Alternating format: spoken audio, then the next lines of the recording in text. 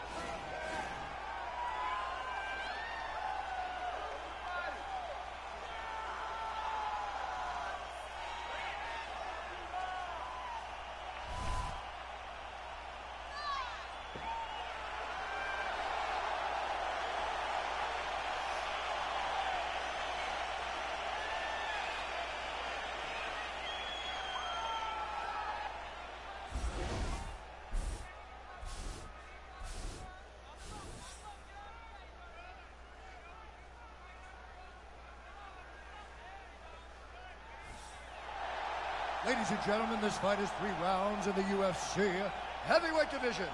Introducing first, fighting out of the blue corner. This man is a jiu-jitsu fighter, making his professional debut here tonight. He stands 6 feet 4 inches tall, weighing in at 225 pounds. Fighting out of Rome, Italy, Adams. And now introducing his opponent, fighting out of the red corner. This man is a kickboxer, making his professional debut here tonight. He stands 5 feet 8 inches tall, weighing in at 200 pounds. Fighting out of Hoboken, New Jersey, the Enforcer. And when the action begins, a referee in charge, Yves Lavin.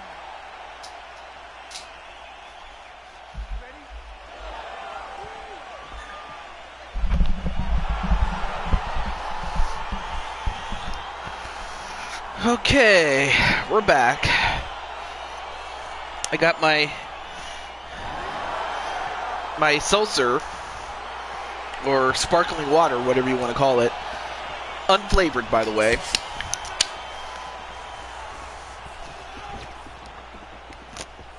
Oh, yeah. Yeah. I just needed something to help give me gas without sugar or anything like that. So I just needed something like seltzer water. Which I don't drink all the time, but it is good for me in that it just helps with, taking care of the gas and whatnot. Anyway, nice takedown onto Cuevas. And this is not where you want to be if you're Cuevas. You don't want Adams to take control of you, because this is what's going to happen. Think of it like soda, except, think of it as if water was carbonated, kind of like soda, except it's not soda, it's more like water, something like that. And Cuevas, is he going to get out of this? Cuevas. No, wait, Cuevas got out of it. Well, now the question is, now what's Adams going to do? No, he's going to turn into, go into the mounted position, and now he's going to try to bludgeon him.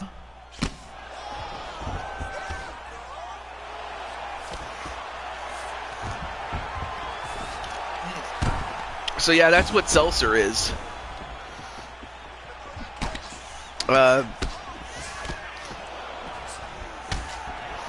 Or you can just call it sparkling water, because that's really what it is. So, that's That much I will say. But I feel better now, so thank you very much, Crimson, for the suggestion. And another takedown. But this time with Adams in Brandon's guard, now goes into a half guard.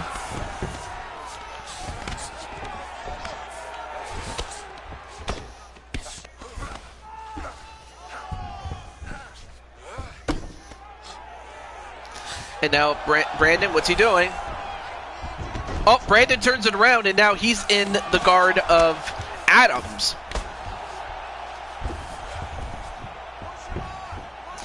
Now gets him into, I'm not sure what to call that, but he's elbowing him and punching him.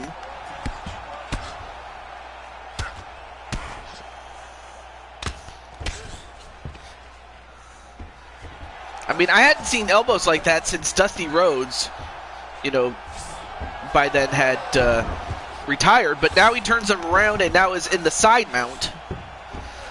One thing that that Cuevas could not afford to do was get into a ground game with Damian Adams, because this is what was going to happen, and kind of what I feared what was going to happen if it had gotten down to the ground.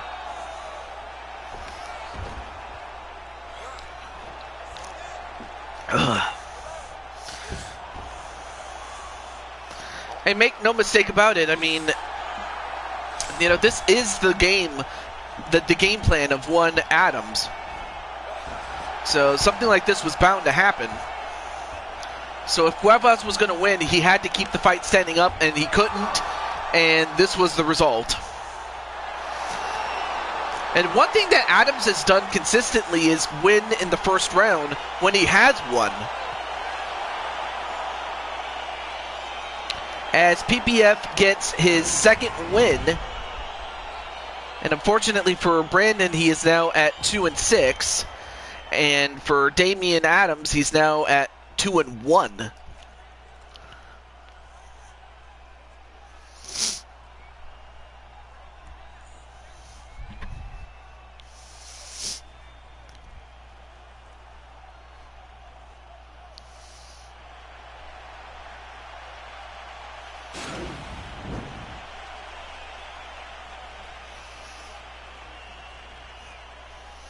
Ladies and gentlemen, referee Yves Levine has called a stop to this contest at 3 minutes, 41 seconds of the very first round, declaring the winner by tap out due to an armbar, Adams! Well, much to the chagrin of one Brandon Cuevas, Adams gets a big win, and if he can just sustain a win streak, he may very well be the next contender. Because the last time that we saw him, he lost in the second round after getting a first round bye. In fact, I can... No, that's not what I'll do. No, what I will do is refer back to the last tournament that they had.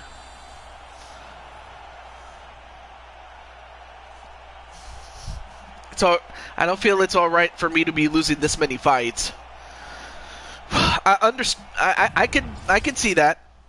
I mean, I understand where Brandon's coming from. Definitely. Oh, yeah, that's right. Oh,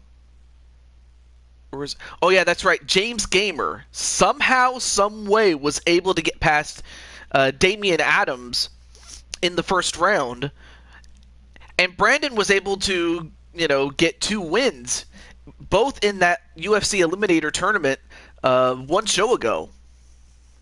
Yeah, I'm sorry for the burp there, but I actually feel better because of it, so there you go.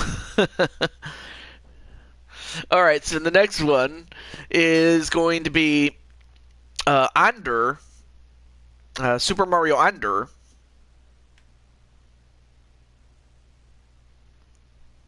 So now I need to find where he is.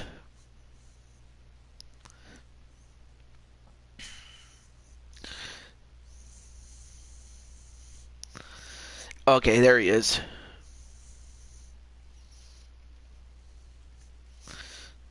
Hopefully he comes on in, because I've noticed that I haven't seen much of him. He would always pop up every now and then, but not to the level and consistency that I would, consider. So, hopefully he comes on in.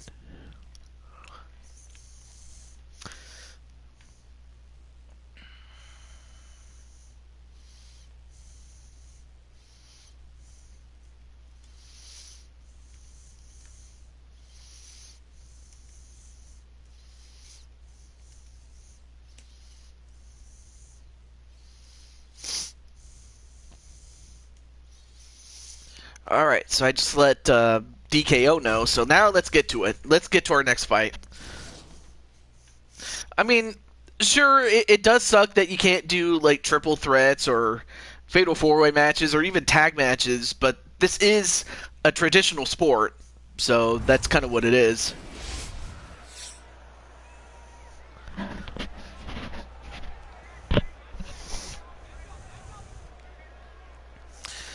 WWE superstar called out Tyson Fury, and Fury is returning to WWE soon. Yeah, someone had to get left off the card, but what I usually do is on the first show after the Super Show, I focus on the names, like the competitors that have like the least amount of wins, and work my way up to the person or the people that have the most wins on the first show.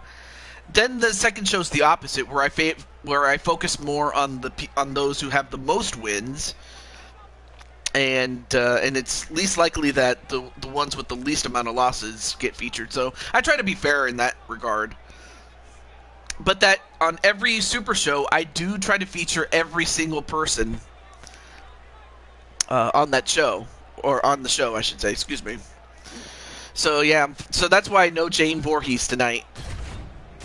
But if anything, it's a good chance for her to recharge and refocus by the time we get to our next show. And same thing for Feck, although in Feck's case, he is going to be, he's going to watch that match that Captain Danger and Crimson Ninja are going to have, because he's going to face off against the winner of that fight. And it could very well be the rematch between Crimson Ninja and Feck, or we could see Captain Danger take on Feck with Crimson Ninja waiting in the wings, really. So yeah, that's just a little bit of insight with like how I work the cards and things like that. So we have DKO, the Kung Fu Cowboy, against Super Mario Under, who is, I guess you could call it his character can be best described as the love child of Mario and Sonic. I mean, he has Sonic's hairstyle, but he has Mario's mustache dyed in blue. Don't ask why. I did not. I only just made the character based on how he wanted it, so it is what it is. Anyway, while Brandon is still frustrated and just going after the wall, DKO is a bit younger. However, the height, the weight, and the reach advantage slightly favor Super Mario Under, so this could be a very close fight. Ladies and gentlemen, this fight is 3 rounds in the UFC. 19 and 12. By the way, Captain Danger. This man is a kickboxer, making his professional debut here tonight. He stands 6 feet 1 inch tall, weighing in at 225 pounds. Fighting out of Richmond, Kentucky, USA, the King! And now introducing his opponent, fighting out of the red corner. This man is a boxer, making his professional debut here tonight. Yeah, that's true. Absolutely true, Captain Danger. Fighting out of Las Vegas, Nevada, Super.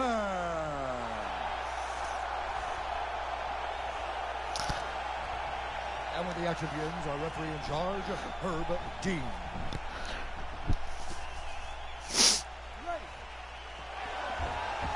And then, of course, SMA doing his little dance.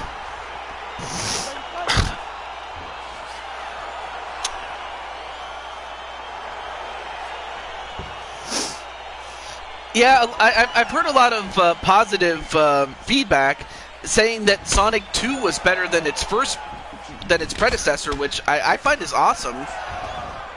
Though if I have to be honest with you, it comes down to the fact that Knuckles and Tails, my favorite character from the Sonic series, was featured. I'm a big fan of Tails because, you know, especially when Tails first came out, like, or actually a few years after he had came out, once I learned a lot more about his character, I truly was able to identify with him because I was bullied when I was younger. Yeah, the blue hair, man. Oh, nice axe kick onto DKO.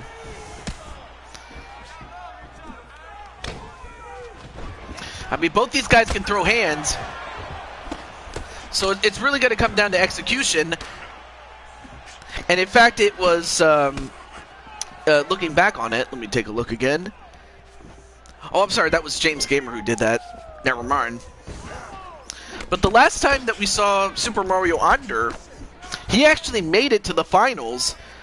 I mean, he beat Chaos Reaper, Atticus Black, then he beats Brandon Cuevas in the semifinals, only to fall short against Captain Danger, that had he won that fight, it would have been him and Crimson Ninja instead.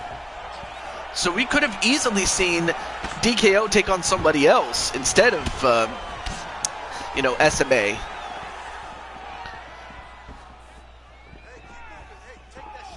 But he had a great run in the tournament, did SMA.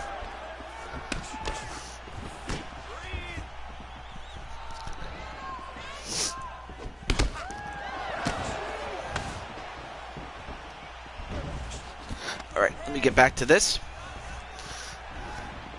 But yeah, I definitely was a big fan of Tails. Miles Tails Prower.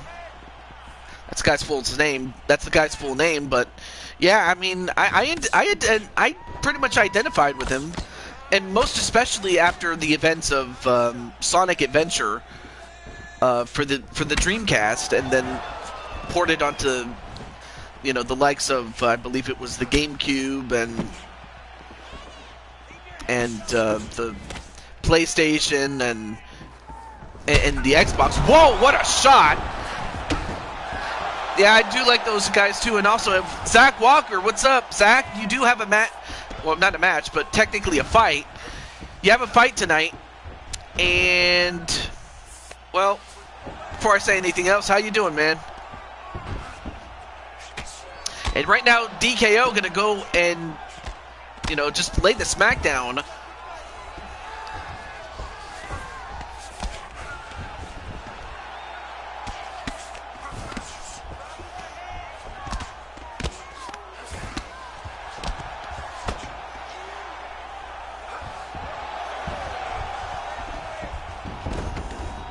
And nice reversal now in the guard of DKO.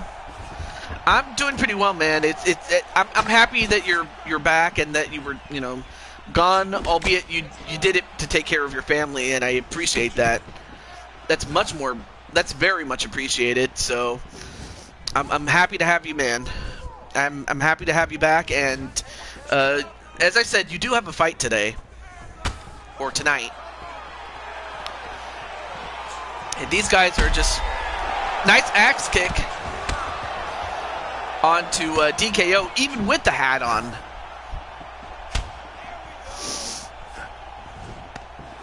Anyway, nice catch, and ooh, nice spinning back elbow though.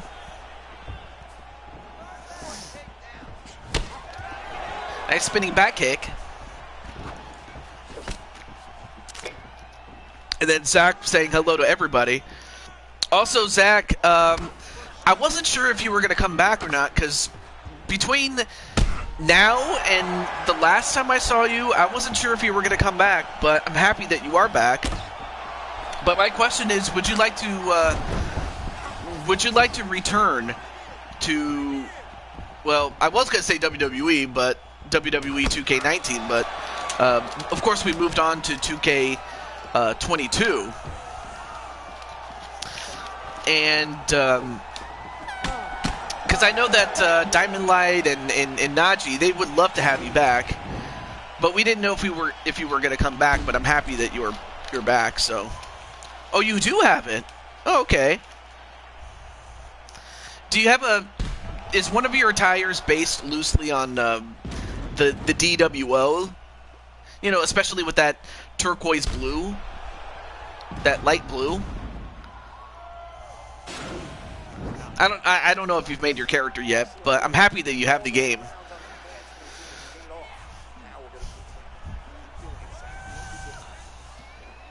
Excuse me.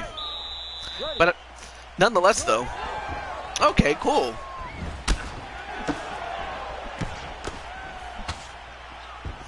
All right. Well, after one round, it's a close fight. I really couldn't tell you who's ahead on points at this time.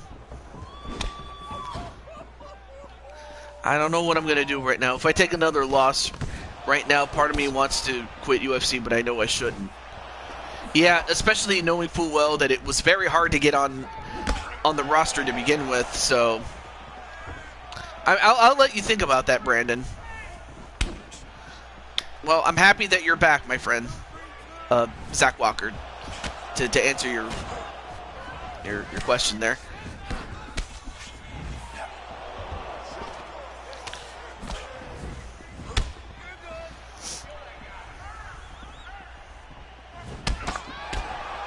And DKO, well-timed punches.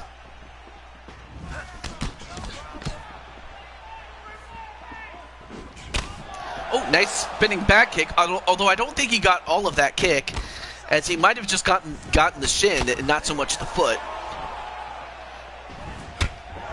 Although he did get the soul butt, the spinning soul butt, only to get a couple of uppercuts. Oh, went for a somersault only to get kicked in the leg.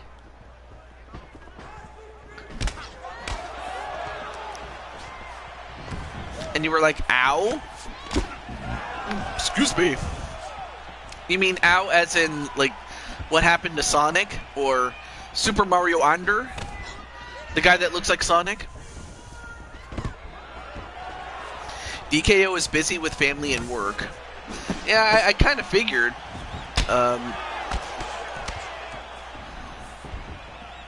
Oh, okay. All right. Well, thank you, Tito. And, wow, nice somersault kick. This time he hits it.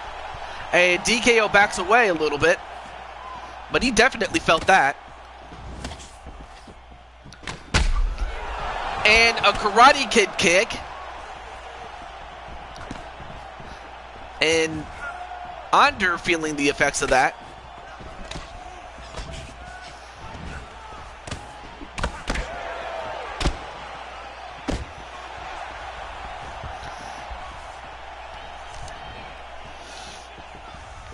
But I did share the stream, though, to people on Facebook Messenger. Well, thank you. I mean, you didn't have to, but I appreciate it. But now DKO feeling the effects. It might just take one big shot from either one of these two men to finish the other off. Ooh, that probably would have knocked him out had it not been, had he not missed it. But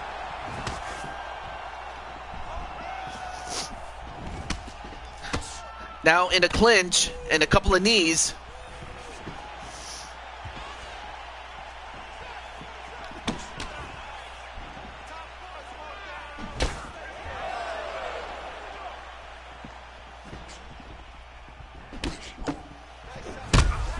Oh, nice kick to the side of the head.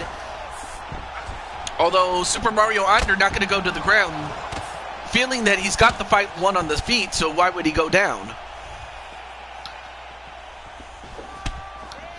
Anyway, nice spinning side kick. And then a hurricane, and that might have knocked him down, but will it knock him out? He's trying to knock him out right now.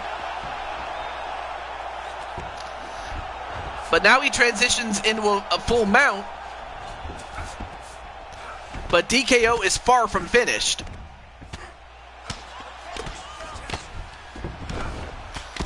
However, Super Mario Under trying to bludgeon him a little bit.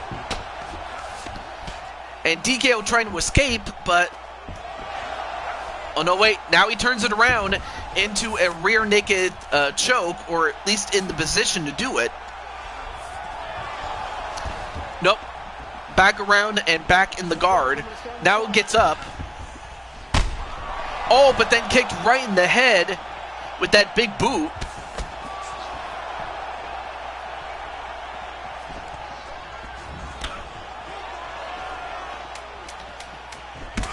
Ooh, nice knee under the gut. And another high kick. And we're going to go to a third round. Unbelievable. Although, look at the size of that cut over the eyebrow, or the left eyebrow of Super Mario Under. And, you know, and the funny thing is, Zach Walker, you actually had a fight with DKO, and against all odds, even with the size disadvantage, you actually knocked out DKO one time. I mean, sure, your title wasn't on the line, given the fact that, you know, you were facing off against a higher weight class fighter. But still, the fact that you actually knocked out DKO is nothing short of incredible. However, DKO has another fight that he has to worry about, and that's against Super Mario Under.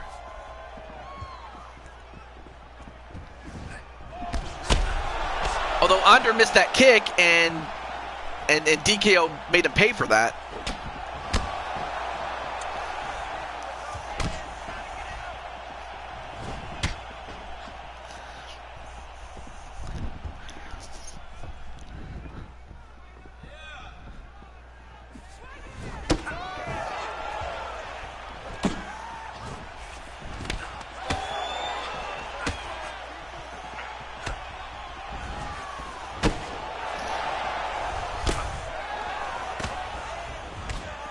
But it's something I gotta know for sure.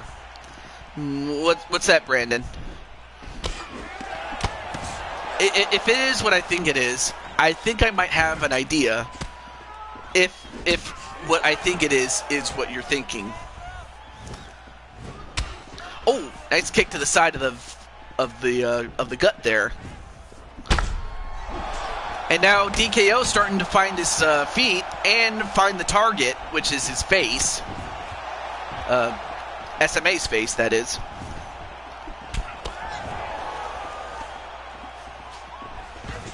Oh, and going for a takedown, but well defended by DKO. Oh, going for a Superman punch, but missing.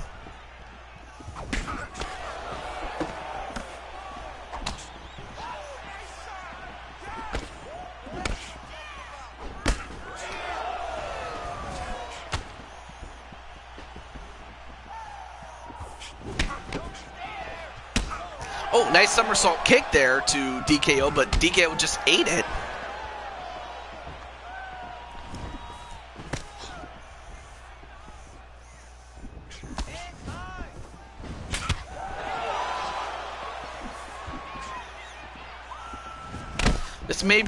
This may sound like I'm skipping some lines, but honestly, I really don't care, because the question I asked upon me on UFC lies on one thing. Well, what is that?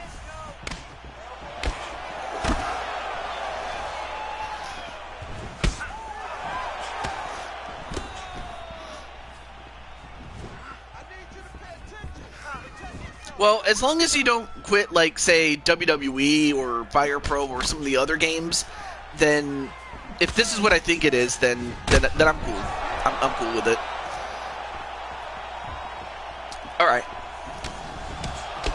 I mean, both guys are just beating the hell out of each other, but neither man has been able to put the other away. I mean, they've hurt each other so bad that... Oh. Oh, nice kick to the side of the head, but then DKO put on I can't even talk. Well, DKO put the KO on SMA is what I was trying to say. Have a good day. No. You want to face off against Crimson Ninja for the world? Well, you mean the heavyweight title? Yeah, the heavyweight title. Well, there's no guarantee that you'll even fight Crimson Ninja. You could very well fight against Captain Danger if he somehow manages to win.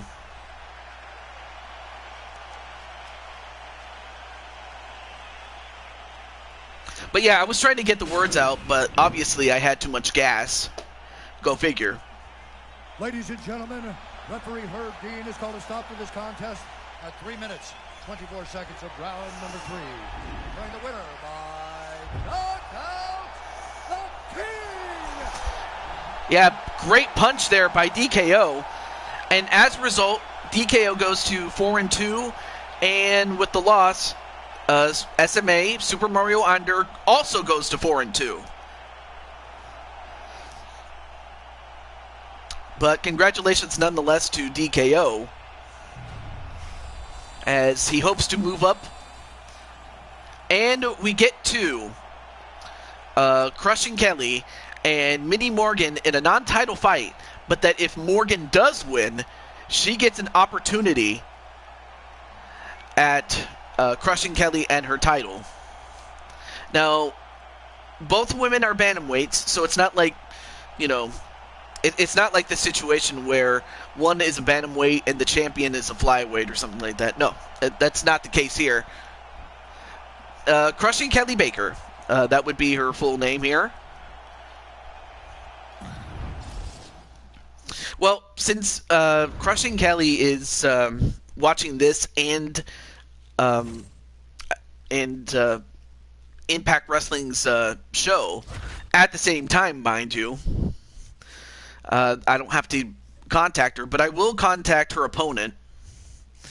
I will contact the Autism Carol, the former Autism Rob.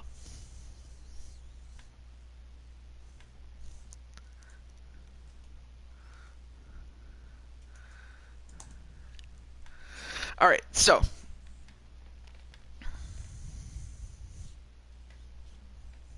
yep, Kelly is here indeed. Well, Crushing Kelly, like I said, your title's not on the line, but if Morgan does beat you, then the next time you fight Morgan, it'll be for the belt.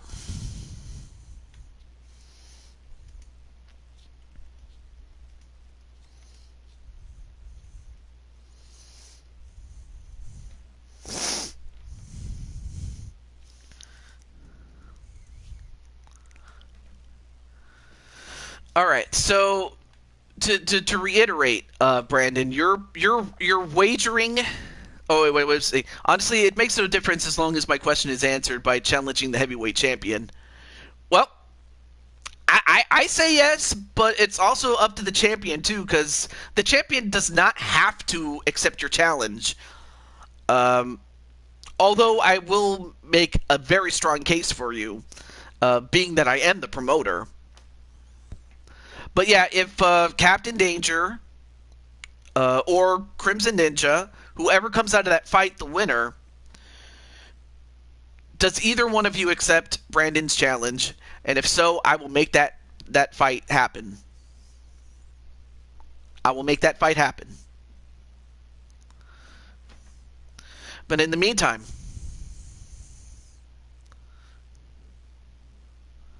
and then Joshua has... What's the ellipses, though? Okay, so Captain Danger says, sure, if he was to win, but we'll have to find out what Crimson says. But in the meantime, let's get to Crushing Kelly's fight. Win or lose tonight, I want Ninja. Well, you very well could get him. It's very possible that you could fight Ninja. Not a problem, Joshua. If you need to rest... you don't have to stay. If you really need to rest, go and do it. No one's forcing you to stay or anything like that. But let's get into the fight.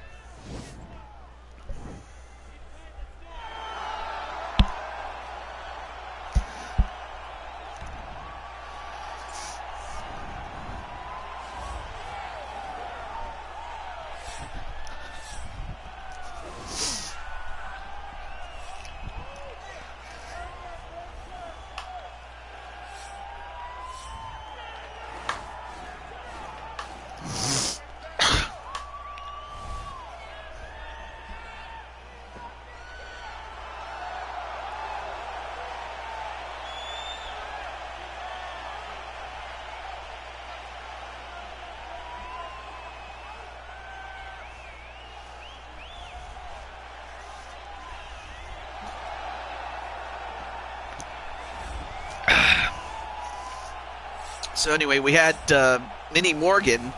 I forgot to mention that Minnie is at 4 wins and 11 losses. Although, oddly enough, 2 of those victories came against the former bantamweight champion, or sorry, flyweight champion, Jane Voorhees. And, of course, crushing Kelly Baker also has 4 wins and 6 losses. But again, don't let the records fool you. I mean, these ladies are facing off against top-tier competition. Not just against each other, but against other competitors that have come and gone and that are still here. Alright, so Minnie is younger, but the height, the weight, and the reach go to crushing Kelly Baker Black. And now, Bruce Buffer. Take it away. Ladies and gentlemen, this fight is 3 rounds in the UFC bantamweight division. Introducing first, fighting out of the blue corner. This woman is a kickboxer, making her professional debut here tonight. She stands 5 feet 3 inches tall, weighing in at 131 pounds. Fighting out of Fort Worth, Texas, Morgan. And Crimson also says that he'll fight Brandon if he wins. Well, Chaos, it's going to come down to whether Crimson wins it or not, because if he wins, then he can very well face off against Brandon. Mind you, Feck is still in the wings waiting for his shot, so... And I know that Feck is one of those guys that does not care if it's against the man who beat him, Captain Danger, or even Brandon Cuevas, who oddly enough is the man that he won the championship from in the first place, 3 years and about 3 months, ago, really. Also, hey, what's up, Blaze? How you doing? Yo, yo, yo. All right, fight underway. So there's a lot of what-ifs coming into the show, and a lot of what-ifs that are going to be answered after the show. When's the next baseball stream? I'm happy you asked. In fact, let me go back to my poll. P-O-L-L, poll. Because the poll is what helps me determine what games get played next. So, if playing by the rules, the next show is going to be, well, not counting the draft, which will be its own thing, really, from Madden 22. The next show is indeed WWE 2K. Jackbox Party. That's another requested one that sometimes people ask for. Then we have 5 games that were tied for 6 votes. The likes of Mario Party Superstars, Mario Golf Super Rush, Super Mario 3D World, Mario Kart 8 Deluxe, and yes, MLB The Show. So really, it's right around the corner. After a couple of weekends, I will say.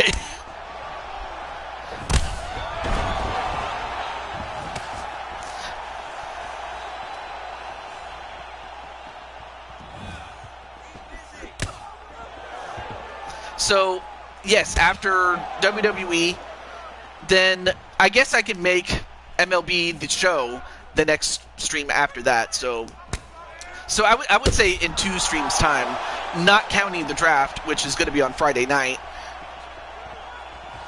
next weekend.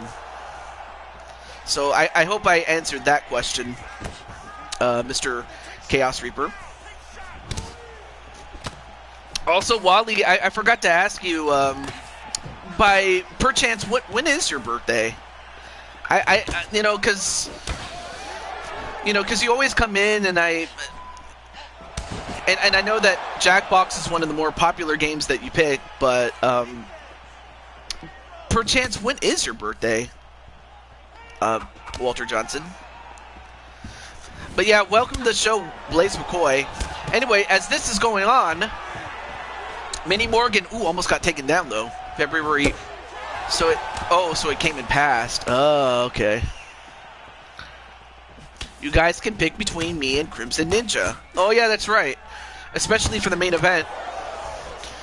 But I don't want to lose track of this fight as, this, if Minnie wins this, I mean, we could be very well seeing the next challenger to Crushing Kelly.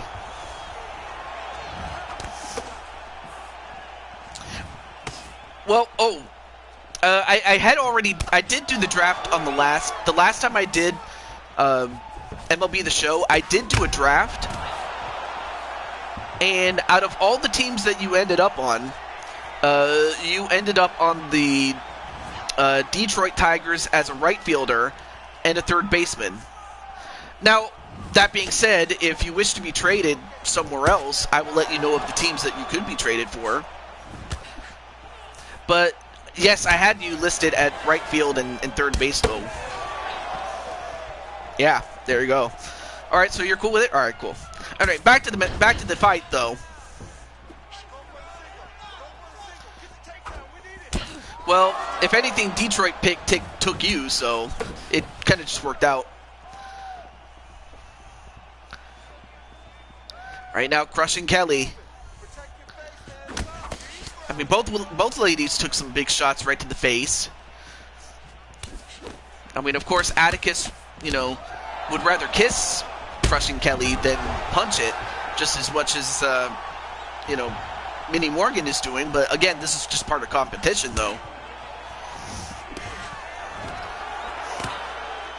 I have you to answer Crimson's question. He was drafted by the St. Louis Cardinals, and mind you, this was done before the league MLB decided to go into universal DH mode. So before they universally had both leagues adopt the designated hitter rule, he was drafted by the Cardinals, and again, this was before they made that rule for the National League as well as its American League counterpart. So there you go.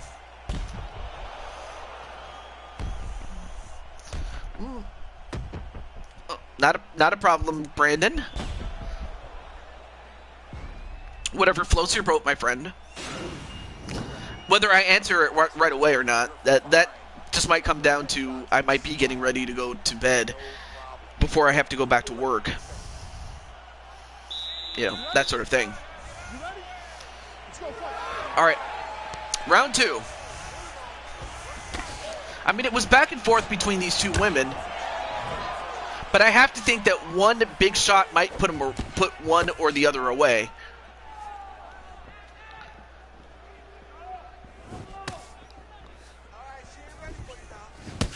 Ooh, nice spinning kick there to Baker.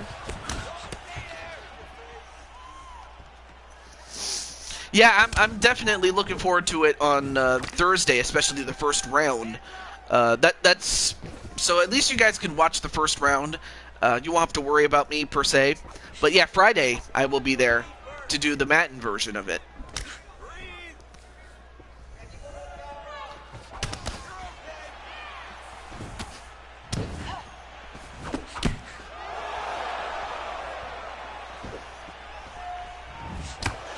Ooh, good shot there onto Baker.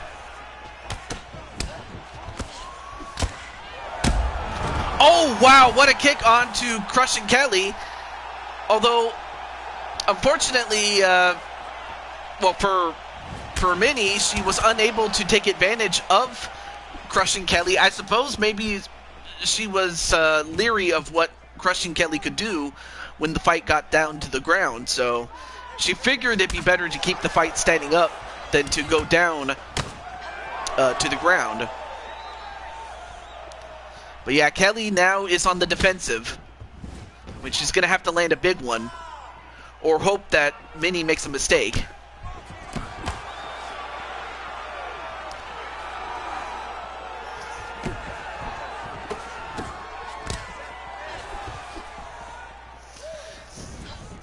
And Kelly just swinging and missing, unfortunately. Ooh, good side kick to the head.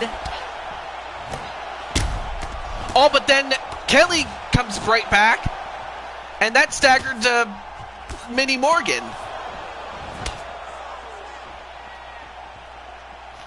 Wow, just when you thought Minnie Morgan was going to run away with it, Kelly fights back.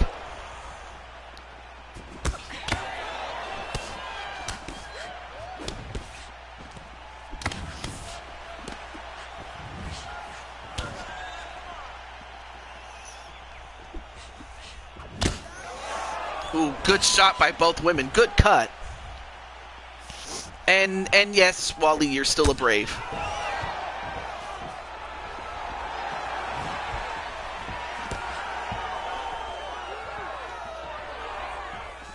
And, oh, Kelly goes for a takedown. Is she going to get it? Wow, nice takedown. Oh, now into a sprawling position. Ooh, nice punch to the gut. Now turns it around into a half guard. And now both women right back up, though.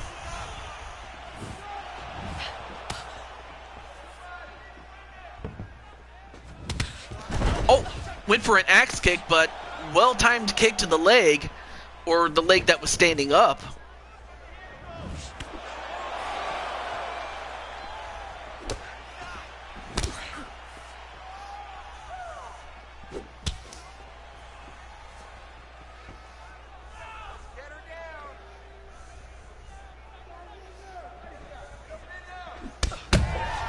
And wow, nice spinning kick.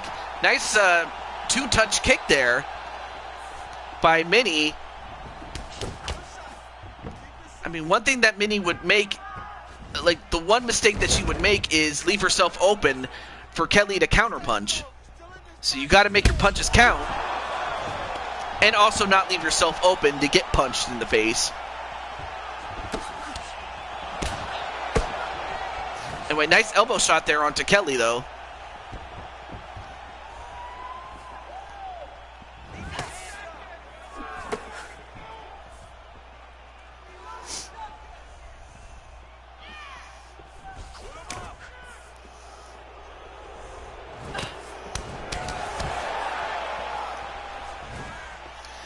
All it takes is one mistake from either one of these two, and it's over. Anyway, nice side kick to take down Minnie Morgan. But we're going to go to a third round. Well, I don't think that Kelly won that second round. But there were a couple of close calls, though. There you see the that two-touch kick that took down Kelly. Also, hey, Blade Charge, how are you doing? By the way, your good friend Speranza is going to be defending the Openweight Championship against Amanda Nunes. You ready? You ready? Let's go fight.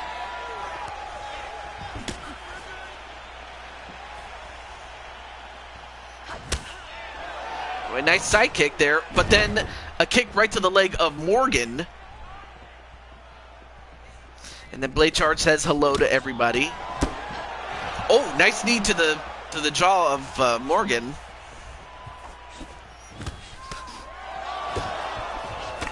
Hi, hi, hi.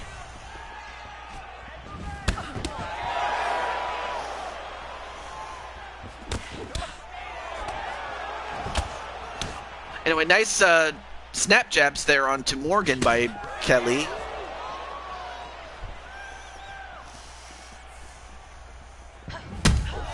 Ooh, what a side kick onto crushing Kelly, and Kelly is in trouble.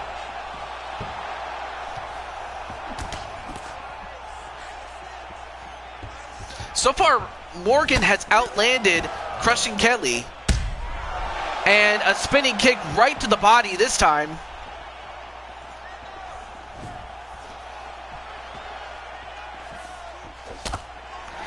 But then a kick to the face by Kelly.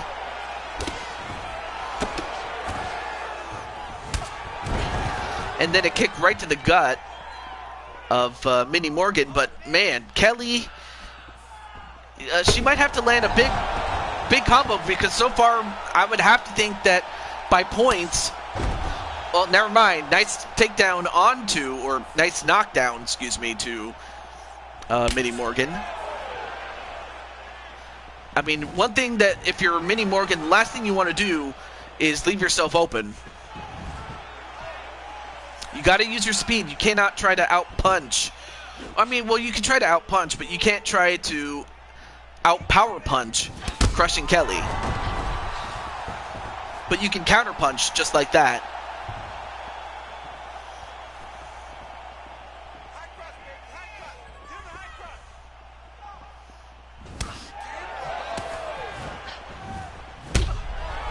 Ooh, good shot to the body.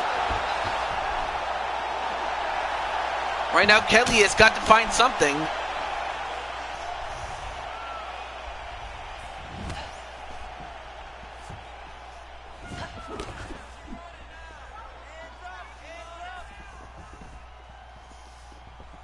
But so far, Minnie doing a great job, perhaps one of her best performances since her trilogy fights with Jane Voorhees. I mean, she won the first 2 fights of that trilogy, and those were non-title fights. But then when the title was on the line, Jane was able to beat her the 3rd time and put an end to the trilogy, really. So this is by far Minnie Morgan's best performance. If she can hold on, she may very well win the fight by points.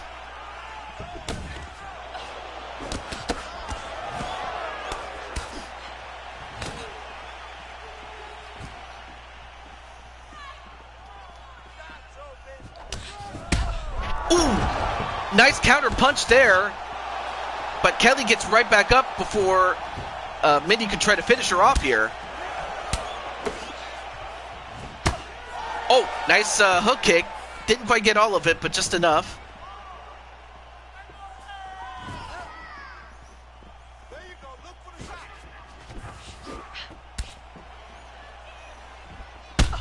Ooh, good shot there by crushing Kelly. Now tries to go for another takedown,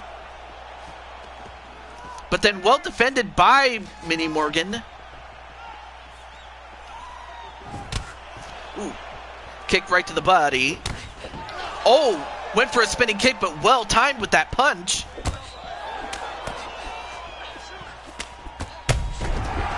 Although that time, Kelly's going to have to go nap-nap, unfortunately, thanks to Minnie Morgan, as Minnie just got a big win, and perhaps the biggest win in her career in a long time.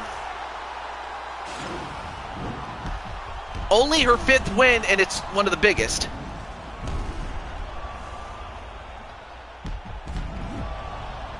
Right onto the chin, and Kelly just... you know what? Chaos Reaper, oh. Let me see. Oh, okay, so it looks like crushing Kelly's back up to her feet. For a moment, I thought we were going to have to pick her up. At 4 minutes, 24 seconds of the 3rd round. Screaming a huge F-bomb inside my head right now. Morgan.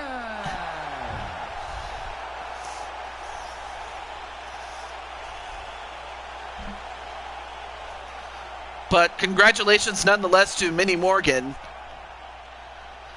And for Kelly, she'll have to go back to the drawing board. She'll have to go to the lab and prepare for the rematch. Because I lost at Ward's pay-per-view too. Wow. Well, unfortunately, you can't win them all, sadly. Alright, next up is going to be Brooklyn Joker and Atticus Black, the Chaos Reaper.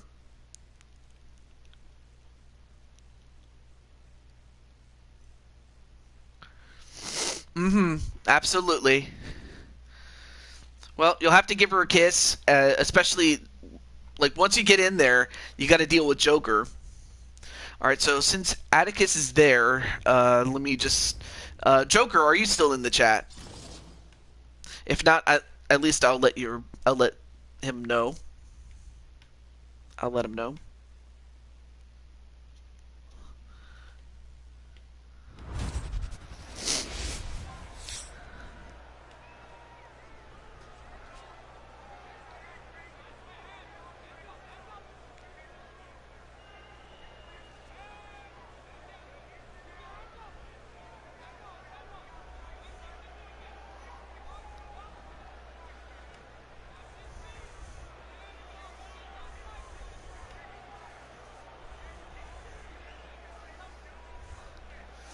Riddles and jokes.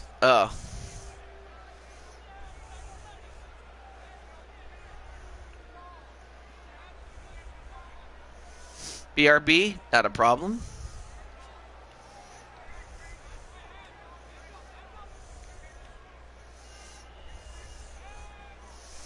Reaper for the win. All right.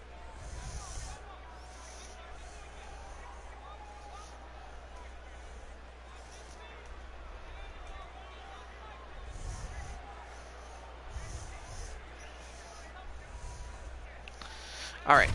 Let's get to it. Let's get to our fight.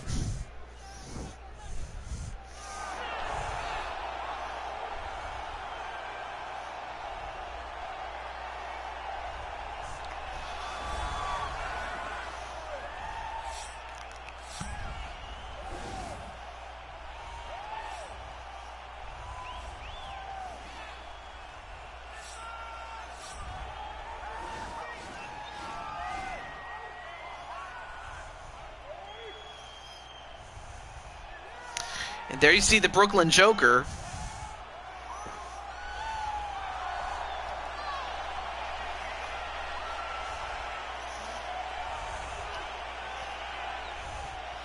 And for Joker, he comes in with a record of 5-2, as does this man, the Chaos Reaper. And the last time that these two fought, Chaos Reaper beat him in the tournament, and that was before... unfortunately, the data got corrupted as far as my created fighters. So we'll never know what Chaos Reaper 1.0 would have done, but it's a sobering what if. But all the same, I mean, Chaos Reaper would love to get a big victory and, you know, redeem himself after the loss that he certainly did not expect coming when it came to SMA, who we saw early in the show. Now, Chaos Reaper is slightly younger. However, the height, the reach, and without question the weight goes in the favor of Brooklyn Joker. And now, Bruce Buffer. Ladies and gentlemen, this fight is 3 rounds in the UFC heavyweight division. Introducing first, fighting out of the blue corner. This man is a boxer, making his professional debut here tonight. He stands 6 feet 6 inches tall, weighing in at 265 pounds. Fighting out of New York, live. And now introducing his opponent, fighting out of the red corner. This man is a freestyle fighter, making his professional debut here tonight. He stands 6 feet 3 inches tall, weighing in at 205 pounds. Fighting out of Omaha, Nebraska, Assassin.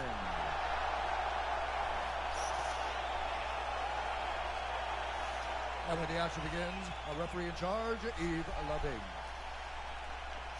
All right, here we go. As Chaos Reaper doing a little bit of the Shawn Michaels taunt there. As is Joker. They're both fans of the great Shawn Michaels.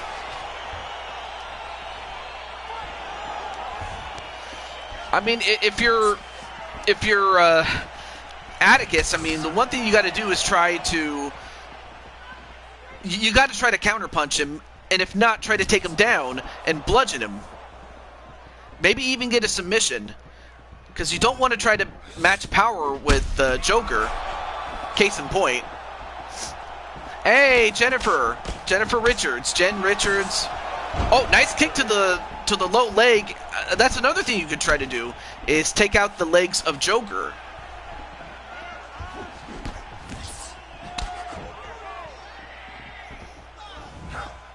Ooh, goes for a long kick but misses.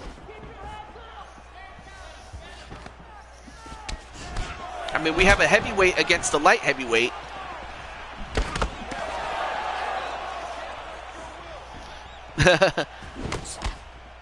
Pepsi Man against Vince. Oh! Gets a good shot on Chaos Reaper. And Joker was about to go for another big kick, but it was Chaos Reaper who beat him to the kick, literally.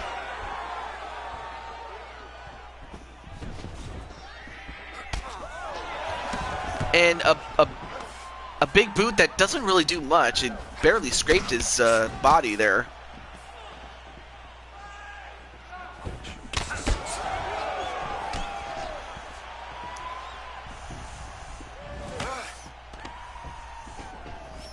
And then, whoa. For a moment I thought they were going to glitch, but thank goodness they didn't.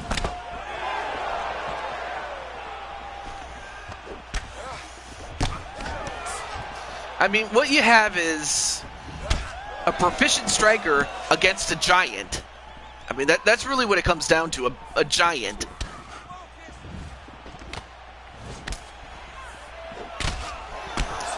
Although, nice kicks to take down and knock down. And whoa. I don't know if you saw that, but he was trying to, try to suplex the man. Like a side suplex, really. Oh, nice catch of the leg.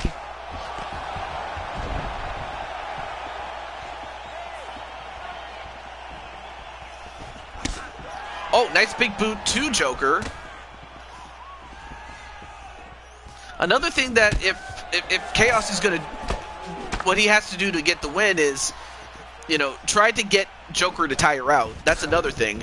Or to just beat him to the punch, literally. But also not to take a lot of those big punches that he's throwing out, and kicks as well.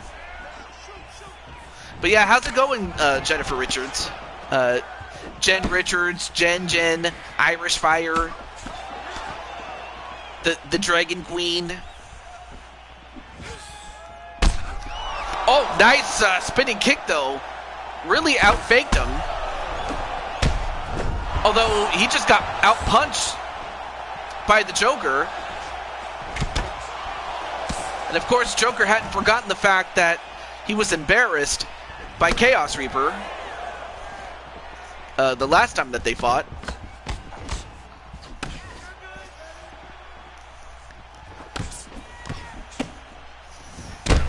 Oh, what a kick to the side of the head. And now Joker's going to try to finish him off. Although, Chaos Reaper gets right back up, though.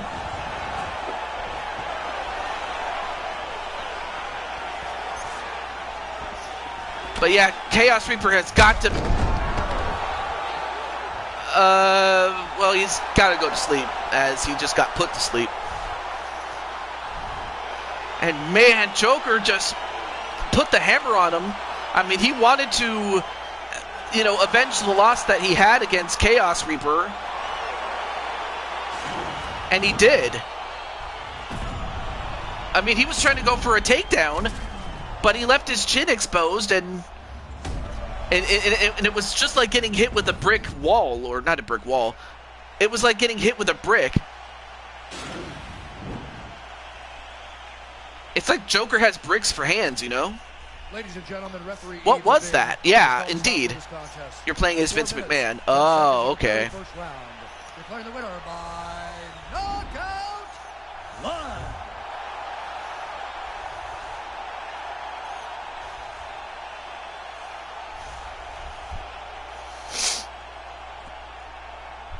I mean, Joker, he was throwing hands, though. Okay, cool, 1-1. Let's see the rubber match later. Very well, very well indeed.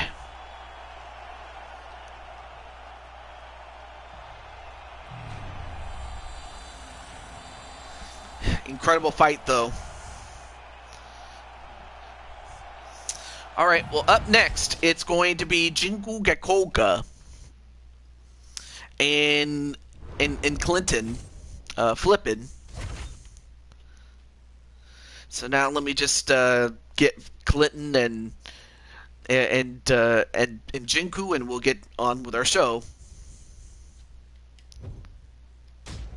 Let me get to this point here.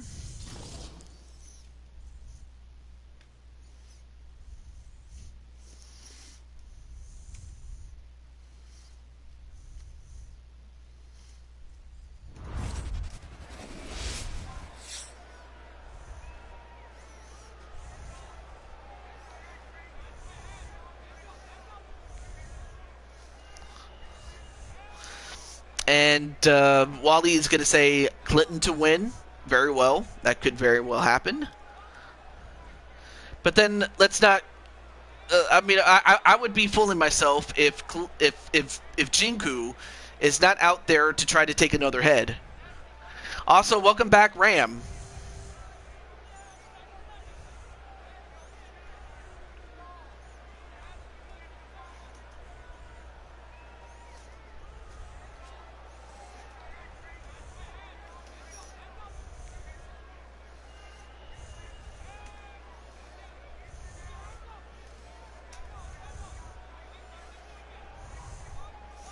Has Candy fought yet, bro? No, she has not.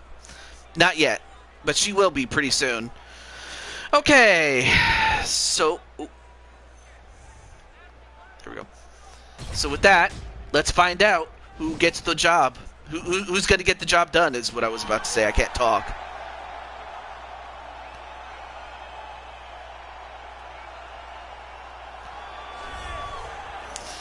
And of course, we all know that... our good friend Clinton has been on a bit of a rough patch, and that's putting it mildly. Although a victory here would change everything. This would make him the #1 contender to the Openweight Championship. And really, he hasn't been the same since he lost his one other championship match, or championship opportunity, against the middleweight champion, Israel Adesanya.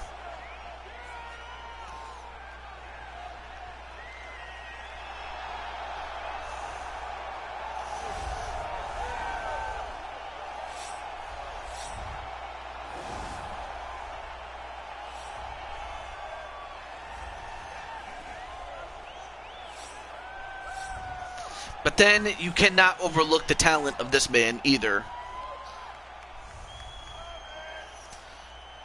For Clinton, he's at 5-10, and for Jinku, he is 10-8. So yeah, he's had his fair share of losses too, but he's also had his fair share of wins as well. Especially having beaten Brock Lesnar, you know, especially to win the championship, only to lose it, only to win it back, as Clinton is younger, but the height, the weight, and the reach go to Jinku. Not to mention the fact that Jinku has had a lot of big match experience. Ladies and gentlemen, this fight is 3 rounds in the UFC. At least in UFC. Introducing first, fighting out of the blue corner. This man is a freestyle fighter, making his professional debut here tonight. He stands 5 feet 10 inches tall, weighing in at 185 pounds. Fighting out of Columbus, Ohio, Vicious. And now introducing his opponent, fighting out of the red corner. This man is a kickboxer, making his professional debut here tonight. He stands 6 feet 1 inches tall, weighing in at 210 pounds. Fighting out of Fargo, North Dakota, USA, Black Mamba.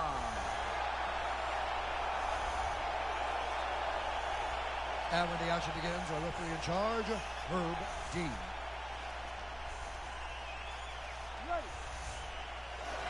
Thumbs up, thumbs down.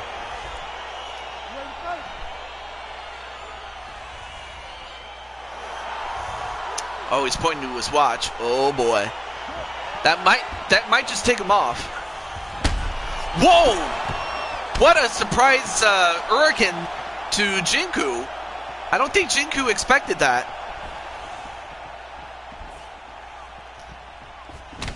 I mean, if you're Jinku, the last thing you want to do is overlook Clinton.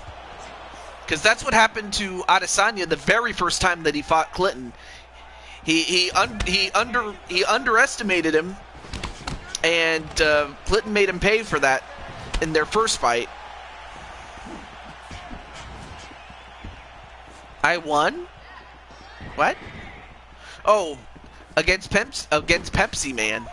Wait, were you playing online? Although Clinton just got kicked in the head. I think that might have just... oh, well, never mind, as Jinku just got kicked in the head himself by Clinton. Well, Clinton is doing the smart thing. He doesn't throw a lot of shots, but when he does, most of the time they will hit. And tries to go for a takedown, but not quite.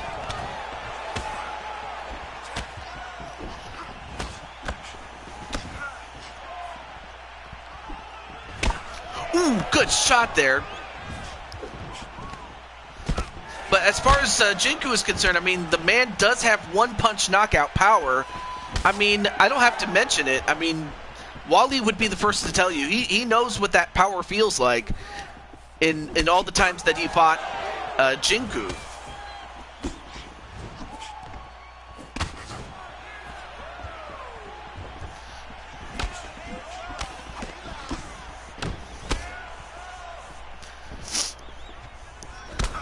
Ooh, good shot with the knee onto Clinton Cage. Clinton flipping, sorry.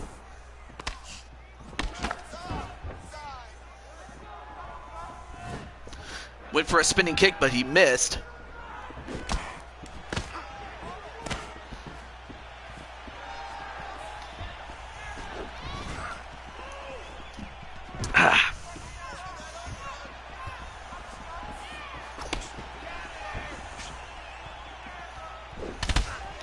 Oh, and both guys went for a kick, but it was Clinton that goes down.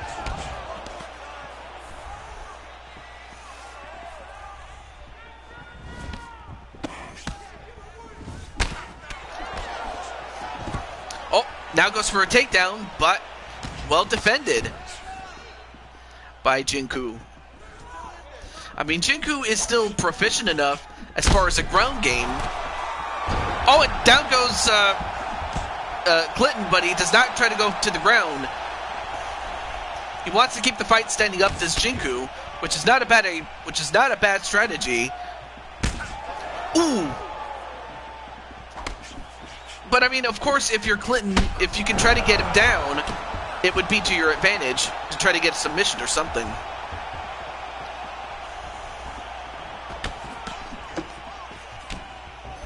And Clinton just covering up, though. I have to think he's trying to play rope-a-dope. But if he does, he might, you know, choke on it. Although that's not a bad punch there. Ooh, went for a spinning kick, but Jinku kind of expected that. And takes down Clinton, but then Clinton gets right back up again.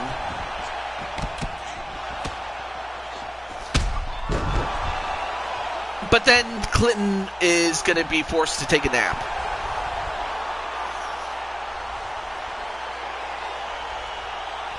And Jinku makes a statement as saying, in saying, anyone who tries to get to me, this is the result that you're going to get.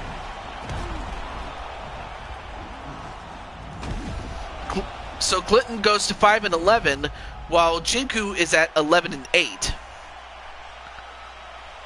Wow, what a statement.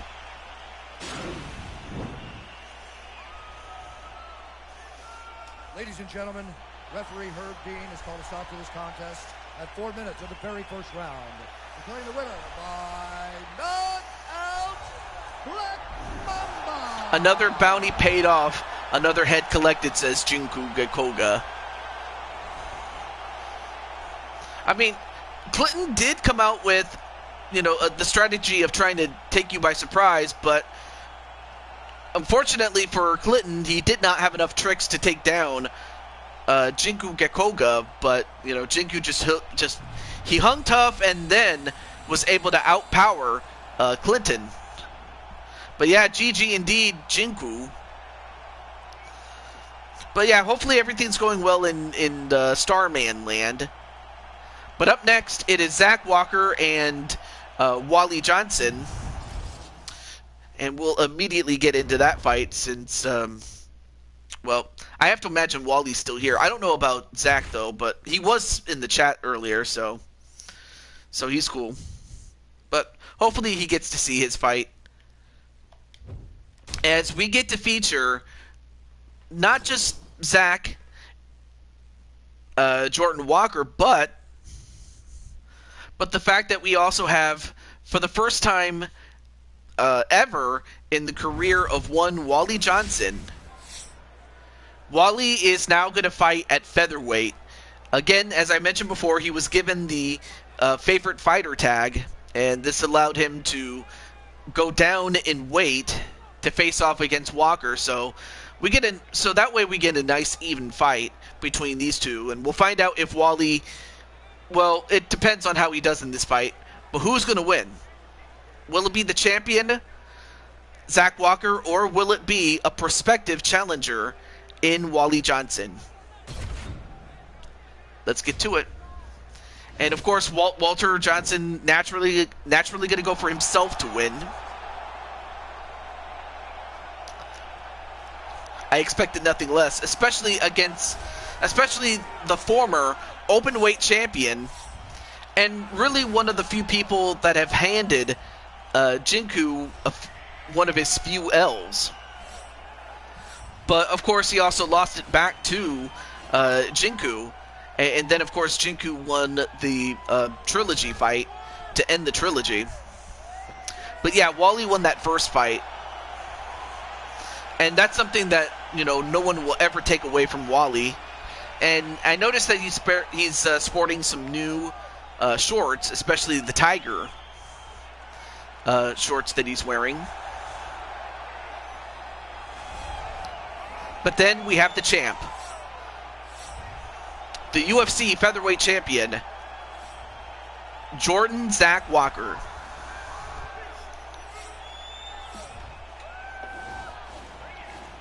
And while Wally is 11-12, Jordan Zach Walker is 10-12. They both have the same amount of losses, but Wally has one more win. Also, welcome back, Joker. And Joker, you missed your fight, dude. If you want to look back, you can rewind it. But welcome back, my friend.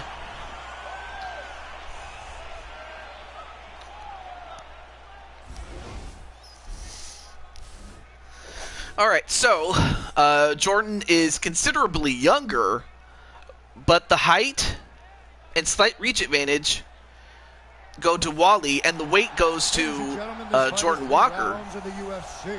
Featherweight division. Excuse me. Fighting out of the blue corner. This man is a boxer, making his professional debut here tonight. He stands 5 feet 8 inches tall. So featherweight Wally Johnson stands at 5'8" and weighs 138 pounds.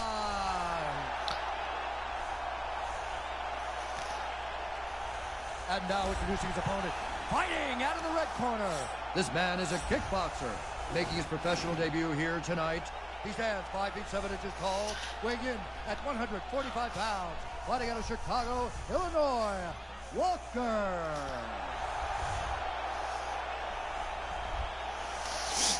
And when the action begins, our referee... I'm down to do one more match against Reaper. Well, we'll have to find out. Especially given the fact that... I know that Atticus wanted to face off against his brother. We'll have to find out what happens in that title match as well.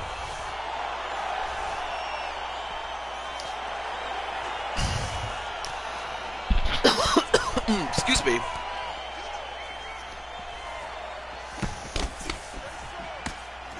Now, of course, being that Wally is in featherweight mode, obviously he's not going to have the size and the power to overpower Jordan, so it's really now going to come down to skill. But you know what? I don't think Wally would have it any other way. BRB.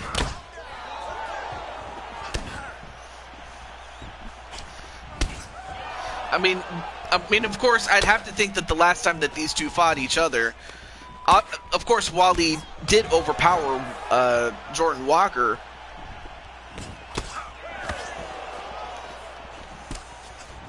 But this time we're going to find out if Wally can beat Walker at his own, like, you know, to fight a man his own size, so to speak.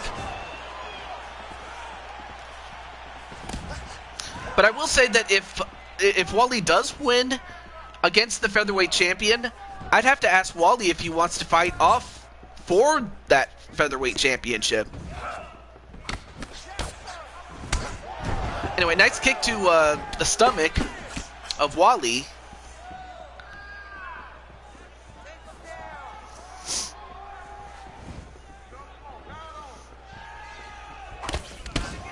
Oh, nice spinning fist there to Wally.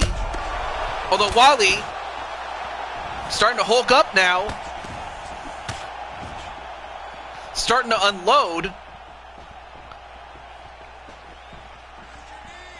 Yeah, that is true. You and Reaper are 1-on-1 against each other. I mean, Reaper beat you by submission in relatively quick fashion, I might add. Yeah, you definitely trim the weight, but you still have that punching power that you are most famous for, just because of the Hulk that you are. Although a kick right next to the eye, and now he's starting to leak blood from the eye.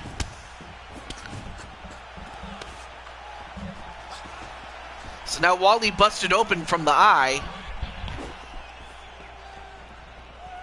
Or rather, the cheek underneath the eye.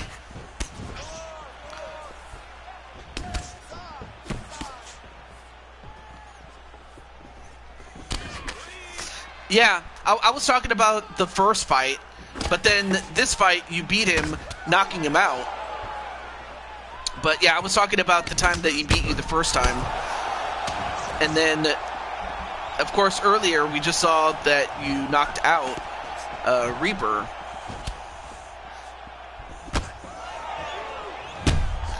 Oh, what a kick right to the side of the head. And now Zach going to try to finish off Wally. I mean, both these guys are, well, Wally is a boxer and Jordan is a kickboxer. So both these guys are known for their stand-up fighting prowess. But yet how Wally was able to survive, I will never know. Oh, nice high kick there too. Zach Walker.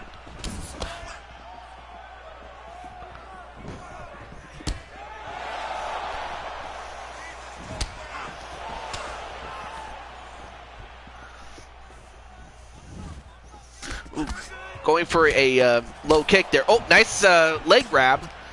And then just jabbing him. And then a kick right to the face.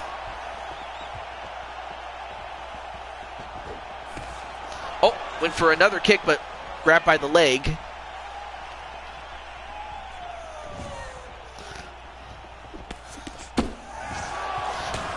I mean, Wally is swinging, but he has to connect on most of these, otherwise he's just going to tire himself out.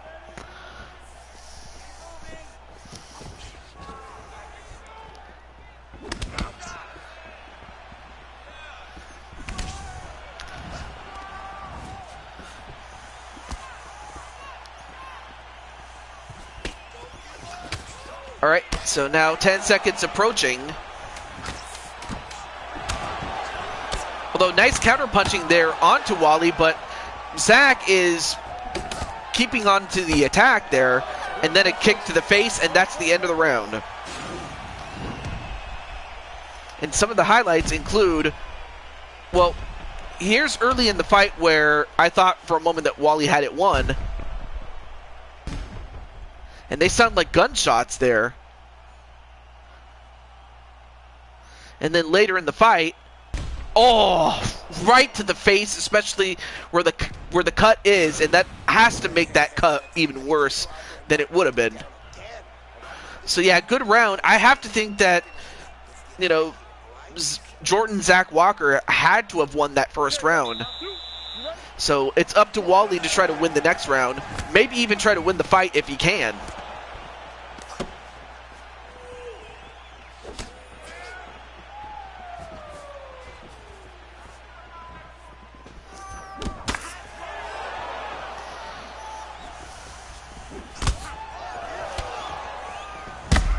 Oh, what a kick to the face of Wally Johnson. Now both men are on the floor.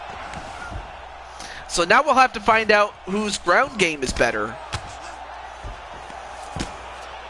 You know, of course, both these guys are not known for their submissions, but if Wally's going to win this, he might have to bust one out right now. Although Walker going to try to get a full mount. Nope. Both men back up again.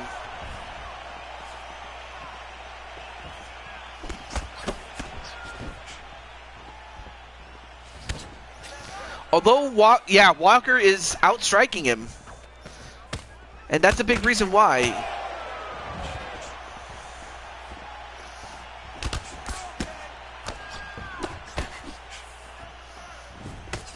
Ooh, nice kick to the gut there by Wally.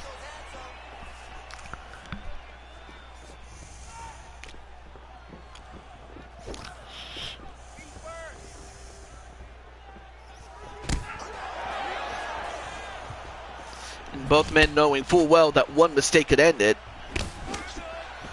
And then Walter's like, me do something. We'll have to find out if he can do something about it.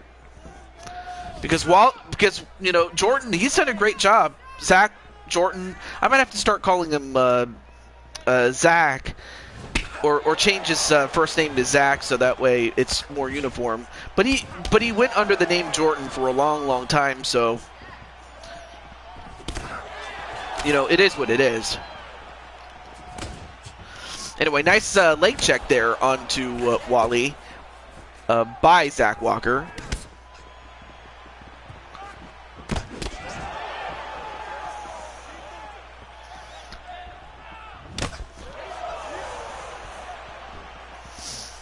Also, welcome back, Captain Danger. You're just in time for the second round of your fight, of Wally's fight, excuse me.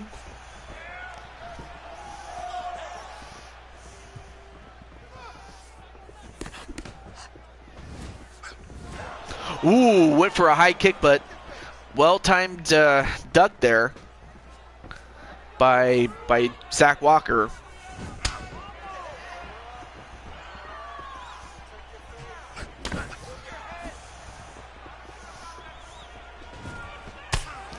I mean, that's one thing you cannot underestimate as far as, you know, Zach is concerned. I mean, Zach, he can throw the hands. I mean, this is the same guy that knocked out DKO, and DKO was at his heavyweight self. You know, so this is a guy that has knockout power even against the heavies. So if he could do that to DKO, can you imagine what he would do? Whoa!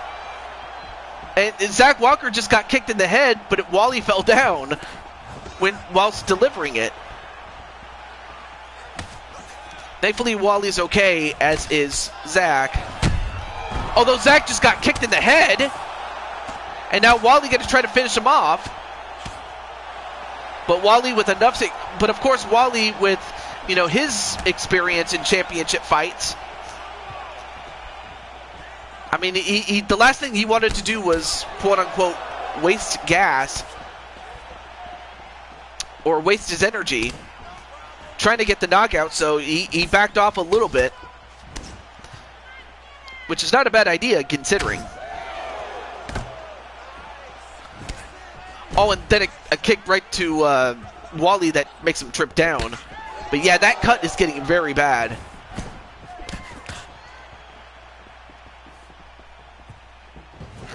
Oh, big kick, but missed it. Although had it connected, that probably would have knocked him out.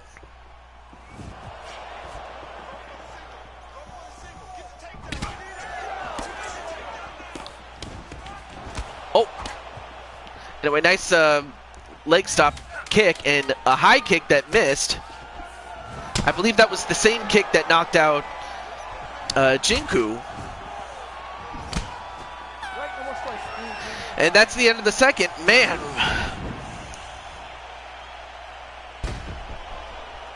Although, I think on the whole, Zach might have gotten the win. Well, I would say he might have won the second round in terms of points. And of course, there was that kick where he delivered it, but then he tripped. This one's all you, man. Knock him down, you're gonna knock him down again. So if I had to score this on points, I would have to think he's won the first 2 rounds. So if Wally's going to win this, he's got to find a way to win the fight. Although he gets a big kick right to the face.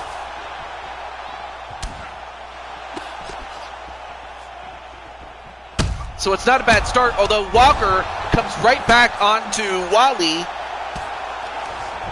Now both men back to the ground again. Now Jordan trying to move into mount position, although right now he's in the half guard.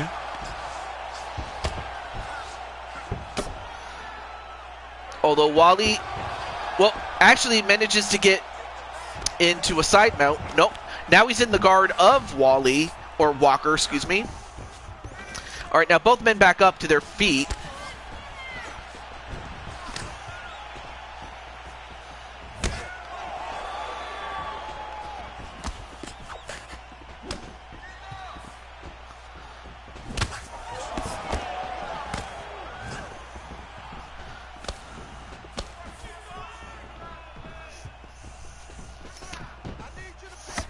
And if you're Zach, the last thing you want to do is make a mistake and get knocked out for it. Especially after you had won the first 2 rounds. So, you know, absolutely the last thing you want to do is take your foot off the gas, although that's not going to be a problem as he just put his foot right where Wally's head was. What have you done for me lately? Dun dun dun dun dun. Ooh, yeah. Boom. And if the kick didn't get him, the smell did. But of course, Jordan, Zach Walker, he wanted to do the "What have you done for me lately" dance. And yes, that actually is a dance, by the way, based on the song "What Have You Done For Me Lately." I'm dead serious. Ladies and gentlemen, referee Dan Mergliata has called a stop to this contest at 1 minute, 31 seconds of the 3rd round. Declaring the winner by knockout, Walker. So now Jordan is up to 11 wins, 12 losses, and Wally's at 11 wins, 13 losses. But, I mean, that could have went either way. I mean, Jordan could have easily made a mistake, and Wally could have made him pay for it. But congratulations to Jordan, with Jordan, you know, winning a fight that, you know, sure, if he had lost, he wouldn't have lost the title. But, you know, Wally could have very well challenged him for the belt, but that's not going to even happen. But up next is the first of 4 championship fights, and it features Speranza Danzi. So let's get her out.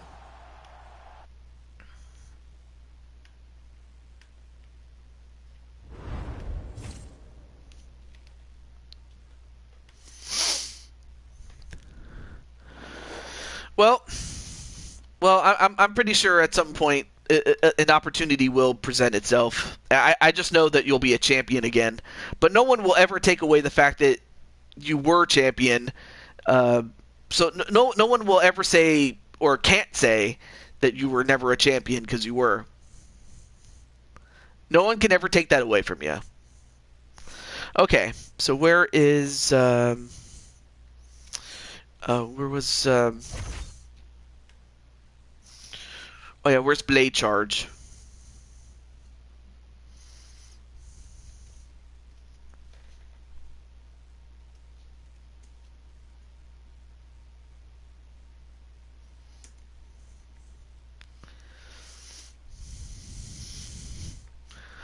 Oh, there you are. I was just about to get you, but I don't have to since you're here. Okay. So now it's time for Blade Charge's friend and my boo Speranza to defend the women's or the UFC Women's Openweight Championship against Amanda Nunes, and we're gonna find out how she'll do. I mean, I believe this is the first time that that Speranza has faced off against perhaps one of the all-time greats in Amanda Nunes. But who do you think will win? I want to say it's going to be. I want to say it's Speranza, just because she is my boo. But it's not just what I think, but it's what other people think. And coming into this fight, Speranza Dancy has an impressive 12 wins and 2 losses to her record.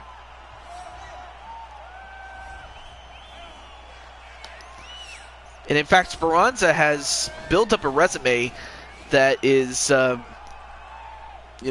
to be trifled with.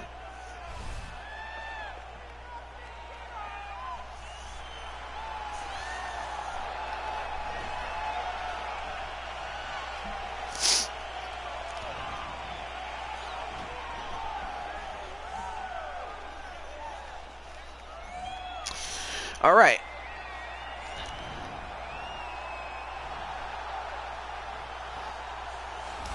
And wow, we have some, and of course, every time we see Speranza Dancy, she has some new clothes on. So she has a white top. She still has that beautiful hair.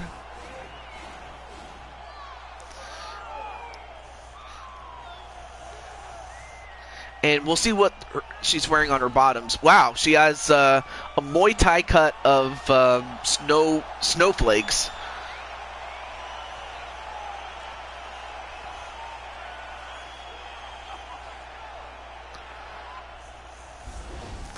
All right, so tail of the tape. Speranza is younger, but the height, the weight, and the reach go to Amanda Nunes, and not to mention the fact that Amanda Nunes is indeed one of the all-time greats. So Speranza does have her work cut out for her, though. Ladies and gentlemen, Speranza's like a new person on UFC. She is. You could pretty much say the same thing about everybody that's on UFC, is that they do look different than their WWE Fire Pro counterparts. Well, not a problem, Wally. I'm happy that you got to see your fight, and better luck to you next time, and I will see you next week. Or actually, I'll see you on Friday night. So until then, take care, my friend. Championship of the world. Introducing first, fighting out of the blue corner. This woman is a mixed martial artist holding a professional record of 21 wins, 5 losses. She stands 5 feet 8 inches tall, weighing in at 135 pounds. Fighting out of Miami, Florida, presenting the challenger, Amanda the Lioness Nunes.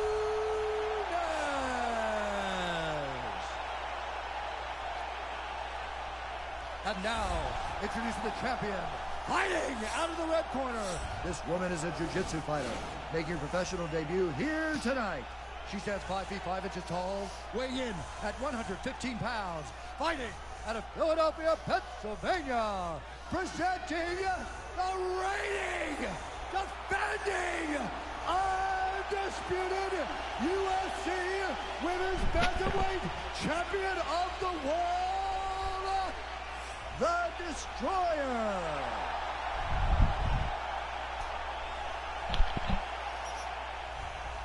All right, this is for the UFC Championship. I want you to obey my commands at all times, protect yourself at all times. I want a nice, clean, safe fight. Touch gloves, back your corners, clean fight. And Amanda Nunes does not give the fist pump, or the fist bump, excuse me.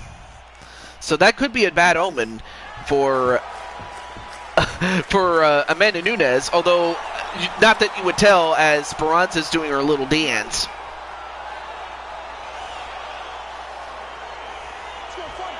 All right, here we go. One thing that Speranza does not want to do is try to get into a fisticuffs with Amanda Nunes. She would much rather take down Nunes and try to get a submission, although Nunes is not going to let it happen. Hey, what's up, Autism Carol?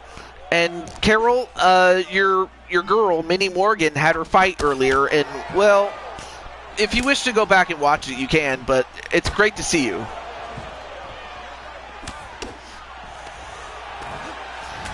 Anyway, back to this fight, though, as Nunes, you know, doing what she has to do and keeping this fight onto the feet. Not to say that Speranza hasn't knocked out anybody. She did. In fact, she knocked out Candy Vega. Also, welcome back, Patty. We have this and the next 3 fights, and we get to the surprise that I promised Patty, the birthday girl. I was at dinner, so I wasn't able to watch that. All right, not a problem. And, of course, Amanda Nunes with yet enough wrestling ability and enough jiu-jitsu ability to keep the fight standing up. It's really dependent on her opponent, really. But she is predominantly a kickboxer. But like I said, she has experience with Brazilian jiu-jitsu. She does have enough experience with wrestling to know how to counter it. So that's why, you know, Speranza is, you know, this is her toughest test. I've been watching on my Switch. Oh, the Nintendo Switch? Oh, that's right. Although, wait a minute, an Amari roll just took her by surprise.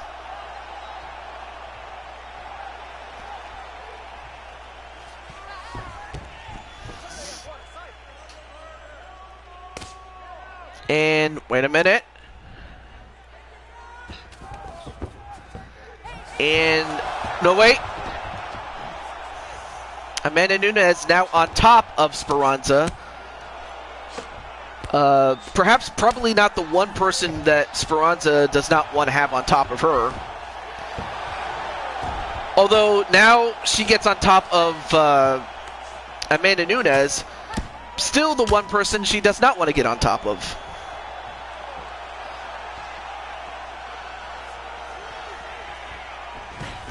Although, now goes for another takedown. But again, just too strong. Not only does, again, she have the you know, enough wrestling ability to keep the fight standing up, but also, she's just that damn big. I mean, she outweighs her by 20 pounds, which, you know, that might not be much in, say, wrestling terms, but in MMA terms, it could be the difference, really. When it comes to being able to lift. Not that that's ever stopped Speranza before, I know that. I mean, Speranza, you know, despite being a strawweight, which is the smallest weight class in women's MMA, that has never stopped her from taking on, you know, some of the heavies. And that does include Amanda Nunes. And Amanda Nunes very wise as to not try to engage on the floor. Although she does get an hurricane for her trouble. So now Speranza has to go to a different plan, and that's to use she has to use the fists and the feet to set up the ground game.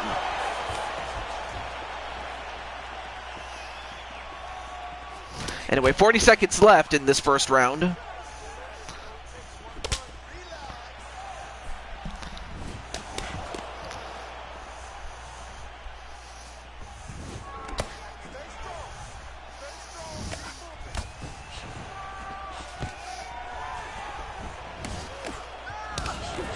And Amanda Nunes, ooh, nice kick to Amanda Nunes to take her down. I'll tell you one thing, Speranza, the fact that she's standing toe-to-toe with, you know, with what MMA refers to as the baddest woman on the planet, you know, Amanda Nunes, for a long time. You know, of course, recently she did lose the UFC Bantamweight Championship.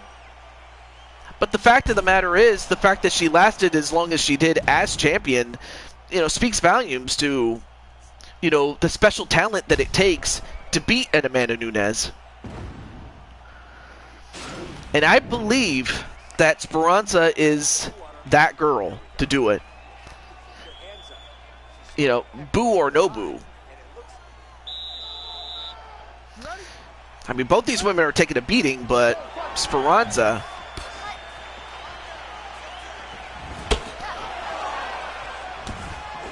doesn't throw a lot of hands to that too much, but when she does, she makes it count.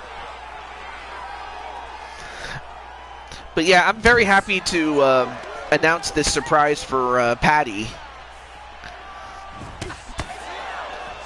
I cannot state that enough.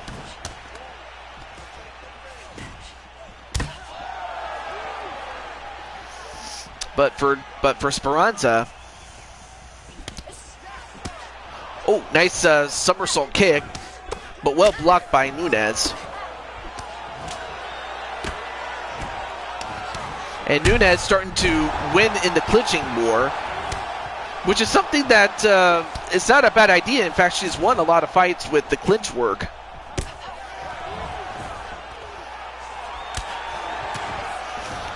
I mean, really, Nunes has landed a lot more shots, but... uh-oh. Although I might have spoken too soon. Although Nunes doing a great job with the clinch work. I mean, Speranza's going to have to find a different way to take down Nunes, although that's a great idea.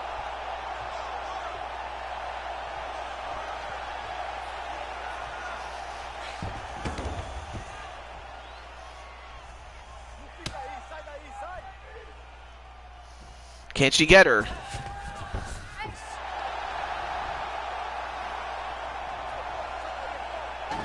And once again, Nunes escapes.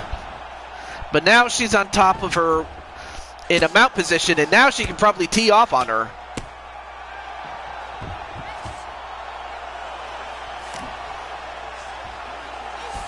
Although, wait a minute. Now she goes into a submission of her own. Now, this is either one of two things. Either this is a Kimura or a... No, it's an armbar.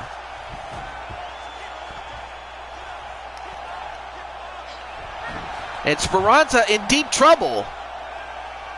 And Speranza taps out. And that's it. We have a new women's openweight champion.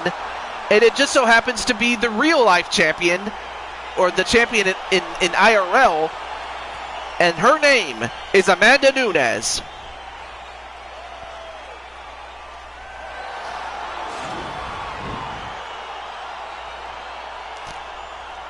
But Speranza reigned as champion for a long time, but I know that Speranza... I know she'll come back. I know that she'll come back, and I will ask her what she wants to do. Whether to go after the championship that she just lost to Nunes, or go after the strawweight championship, or go to another weight class and challenge for their belt. But I mean, Amanda Nunes is one of the greats, all-time greats, for a reason, and she just proved it right here tonight. Referee Dan Murgliano's called a stop to this contest at 2 minutes, 28 seconds of round number 2. And for Speranza, that's only her third loss. And undisputed UFC bantamweight champion. So, of course, we'll have to talk to Speranza after she gets back from the locker room. And we give her some ice, because I know that, you know, we got to get the swelling down on her pretty face.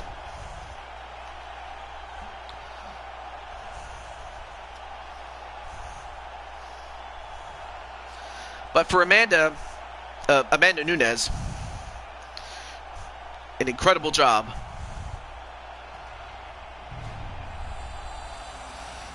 Okay, so up next we have Jessica Andrade.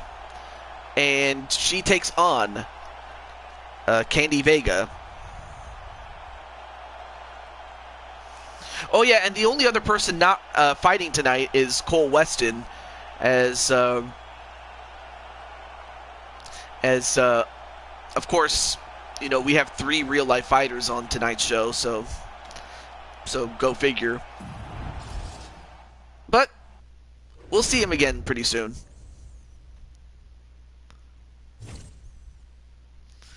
Okay, let's get back into this, and I know that Ram was waiting for Candy to have her fight. Well, her fight's up next, so.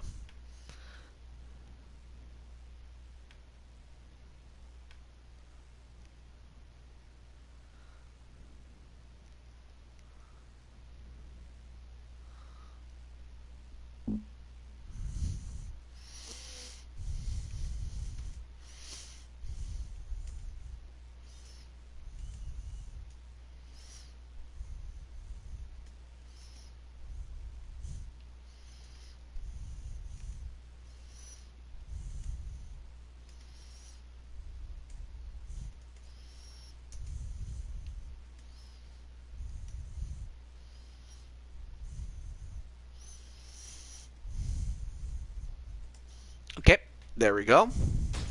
Just wanted to let Candy know. I mean, she had a chance to see the match that she had on Fire Pro, the one that ended in 61 seconds. And, I mean, naturally, of course, she was embarrassed about it, but, you know, she wasn't overly angry about it. And recently, she decided to have me add lipstick to her lips. Not sure why, other than just to look cool. But nonetheless, though, who is it going to be? Will it be the champion, Jessica Andrade? I know it's spelled Andrade, but it's Andrade, actually, how you pronounce it. Or will it be Candy Vega? And, of course, Candy was Bantamweight champion, but if she wins here, she'll become a 2-division champion, having won the Bantamweight and, if successful, the Flyweight championship. And, of course, Candy comes in with a record of 4-7. Again, these are tough competitors that she's going up against.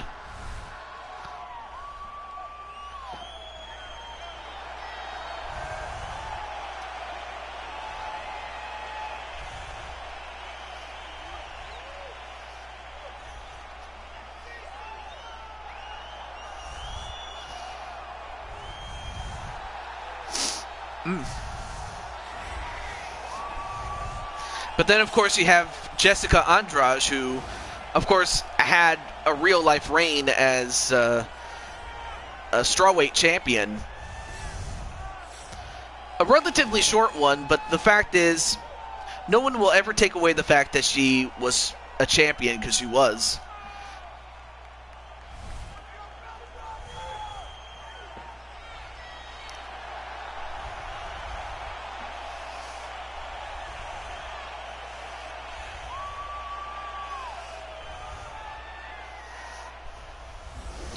Okay, tail of the tape. Both are the same age. They're the same weight. But the height and the reach go to Candy Vega. So, well, obviously you cannot underestimate Andrade. This is the main event of the evening. And when the action begins, our referee in charge, Herb Dean. And now, this is the moment UFC fans around the world have been waiting for. It's time! Our rounds for the undisputed UFC Flyweight Championship of the world. Introducing first, fighting out of the blue corner. This woman is a mixed martial artist making her professional debut here tonight. She stands 5 feet 6 inches tall, weighing in at 125 pounds. Fighting out of Gaffney, South Carolina, presenting the challenger, Bazooka. And now introducing the champion, fighting out of the red corner. This woman is a Muay Thai kickboxer, holding a professional record of 22 wins, 9 losses. She stands 5 feet 1 inch tall, weighing in at 125 pounds. Fighting out of Rio de Janeiro, Brazil, presenting the reigning, defending, undisputed UFC flyweight champion of the world, Jessica Bateastaka Andrade.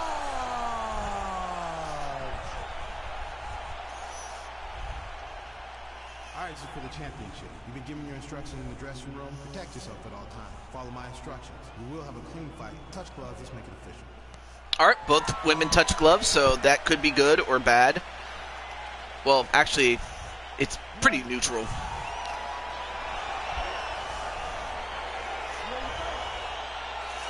Thumbs up, thumbs down. All right. Oh, nice kick to start off with for Candy Vega. And recently she changed her attire, especially with the cheetah print. We'll see if that, gives her some good luck. I mean, of course, Candy has had some a rough patch. I mean, she lost the Intercontinental Championship at WrestleMania and has since been on a bit of a losing streak, unfortunately. But I know that Candy is going to come back. I know it.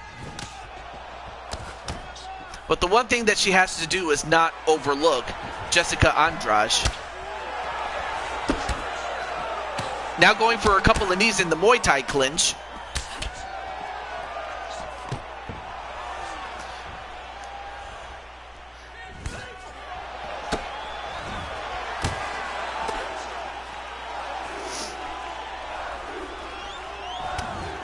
Ooh, nice kick to Candy.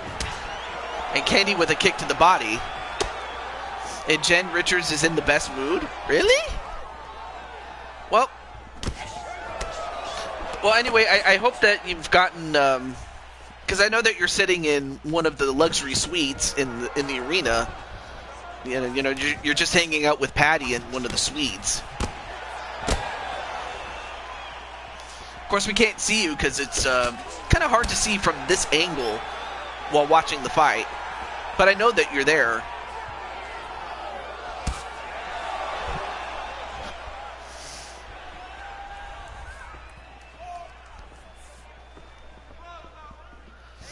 And then Patty's like, "Hi, Jen." Ooh, went for a spinning back fist.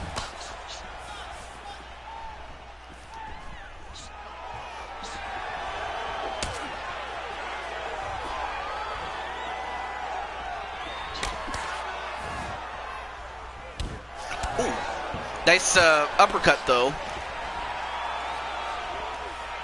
Well, so far, Candy doing a good job landing strikes.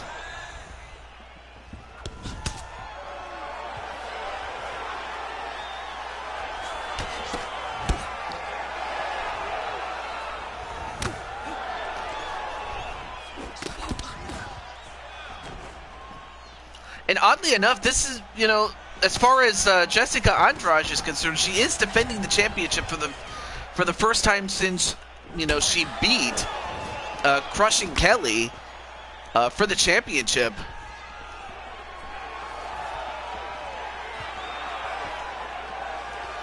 So in her first title defense, man, this is huge.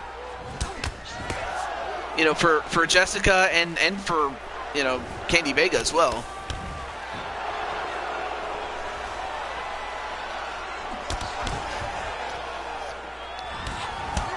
So far, the reach has helped Candy Vega tremendously because, like I said, they're both the same age, they're both the same weight, but the reach is to Candy's advantage, although doesn't really mean much if you can get picked up and slammed. Well, now we'll have to find out if Candy's ground game, can stand up to Jessica Andrade. given the fact that, you know, actually both these women are balanced fighters, so they can fight on the ground as easily as they can fight standing up. Although, unfortunately, she is caught in the armbar. We'll have to find out if Candy can escape at this time.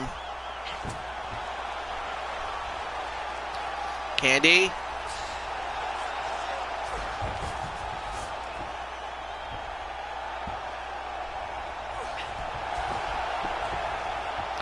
Candy in deep trouble. And she tapped out. But she was doing so well, but once it got to the ground, Jessica Andrade got the job done and is still the flyweight champion.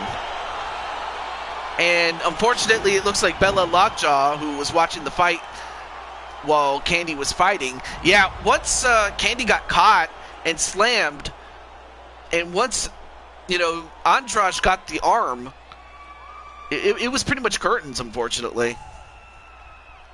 So it's back to the drawing board for Candy Vega. Anyway, how's it going, Bella Lockjaw? And of course, and it looks like Jen was rooting for Candy to win.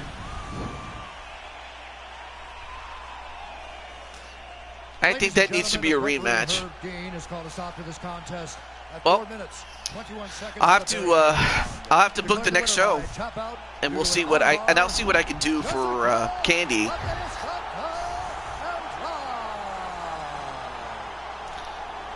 I'll have to see what I can do for Candy, though.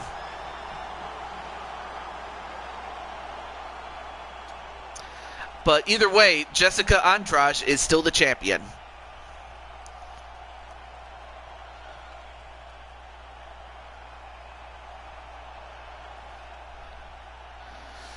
Because I think that's a load. I taught her better.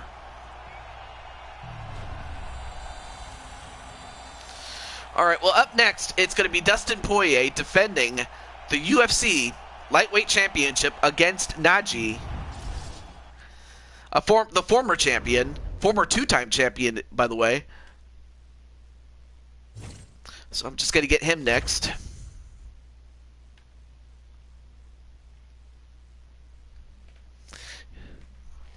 She taught me to wrestle, and I taught her in MMA. I mean, let's not let the facts get in the way of a good story, but I do have to say that, you know, Jessica is a former champion IRL, so it's not like, you know, she lost to a scrub or anything like that. And I say that with the most respect that I have for Jessica. That being said, let me get Naji.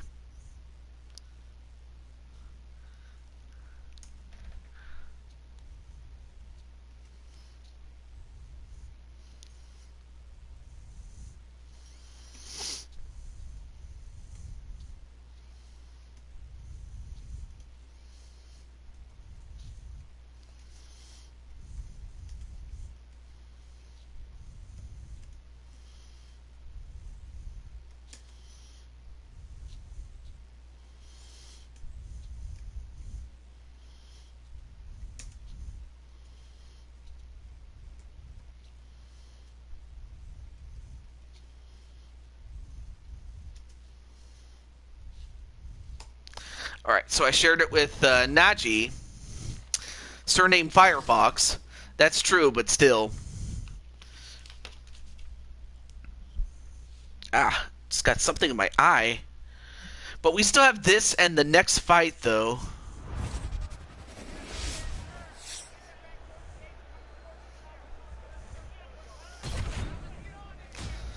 Alright.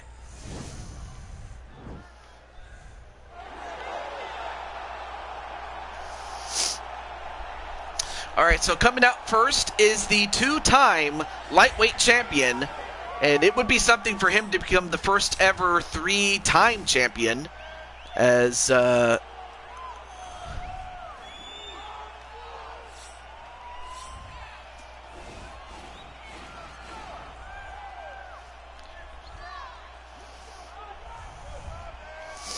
And there is Najee himself. And look at this. The king is back. I remember when I first originally made you wanted something in like black and red, but I didn't have anything at that time that fit. And then when I saw that I had unlocked, or actually no, that they recently came out with the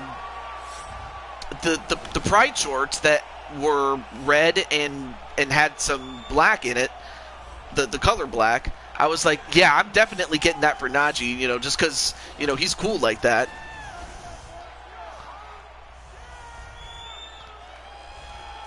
And also, welcome back, Brandon. But up next is the champion, Dustin Poirier, who, oddly enough, in real life has never won the championship, or maybe he did, and I just didn't know about it. In fact, I'm going to look it up right now.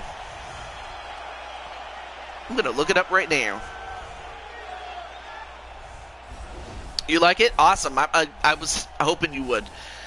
Well, Najee is younger.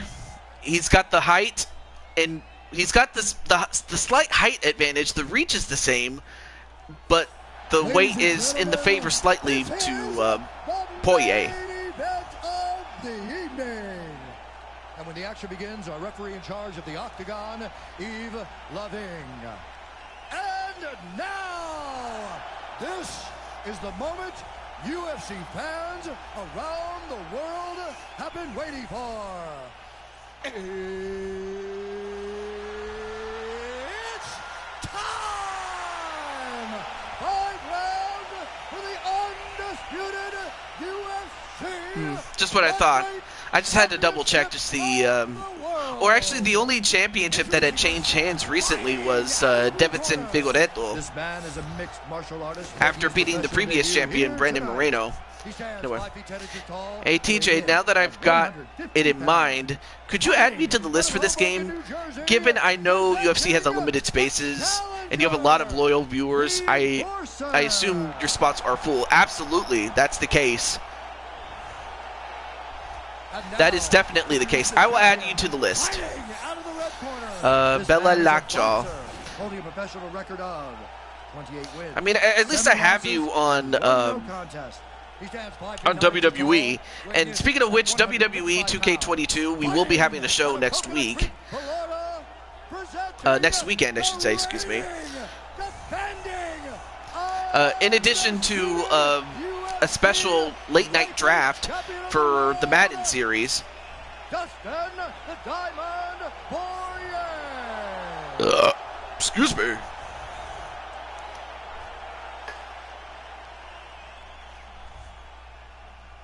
UFC belt on the line. Protect yourself at all time. Obey my command at all time. If you want to touch love, do it now. Go back to your corner. Okay. Okay, so both men did not touch gloves, so again, it's pretty neutral. All right, so I added Bella Lockjaw to the list, and of course Najee's gonna have a brand new bag. All right, here we go. We'll find out if Najee has a different plan than what he had last time that these two fought.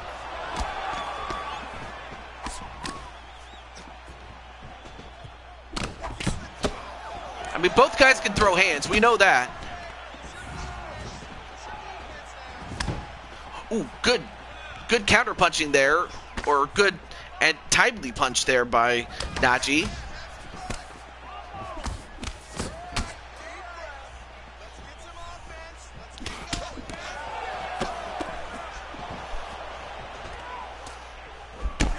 Ooh, nice knee to the head.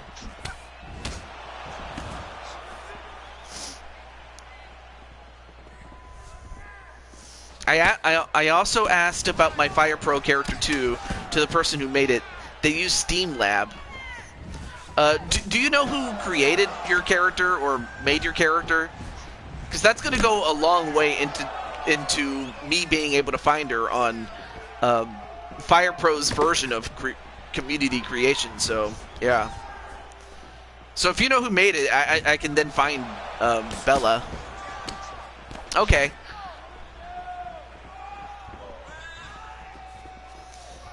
And of course, Najee just moving constantly. Oh, nice kick to the legs.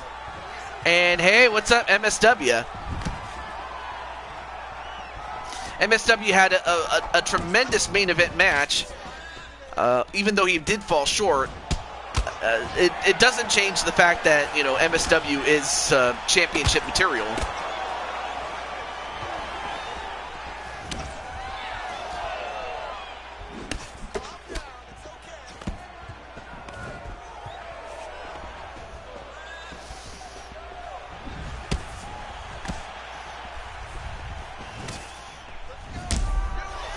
Ooh, big punch right to Dustin Poirier, and it looks like Najee has done some homework and still remembers the fight that he had last time.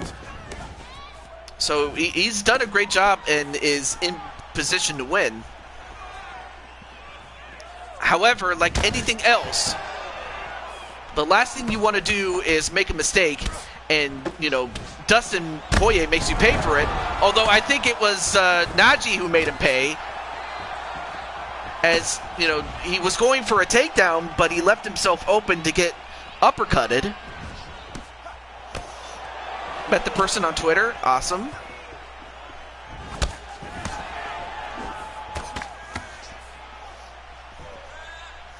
And of course, Najee, I'm surprised he hasn't, you know, talked during his own fight, but I guess he doesn't want to jinx it, so I don't blame him.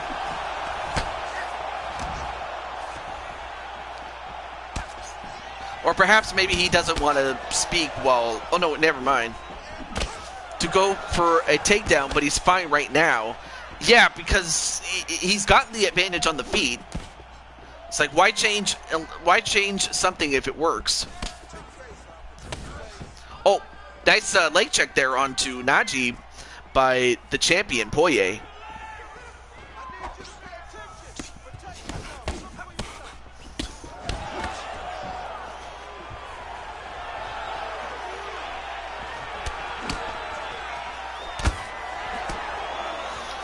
I mean, I will ask Najee, should he not get the win, what he wants to do next. But obviously if he wins, then, you know, I won't even need to ask. I can add them to you if you want me to. Okay. I mean, you could do that, or actually I think it would be better. Well, you can add them if you want, but I would probably ask them first, because, you know, I don't want them to get mad. You know, I don't want them to be mad at you. Like, I wouldn't mind personally, but I wouldn't want them to be mad at you for adding them, you know, to somebody else without their permission, you know. I'm just saying that from personal experience, because that's happened to me before, where I just got absolutely roasted by, like the person got mad at not just me for being added, but also to the other person for, you know, adding them without their permission, you know, things like that. Which, you know, personally I don't care too much about, but I know some people do, and they take it way too seriously, but, you know, such is life. Oh, sure, if you want to. You have my permission to. You can just DM it to them. I think that would be a good idea. Anyway, Dustin Poirier early on had the advantage, but then Najee fought back.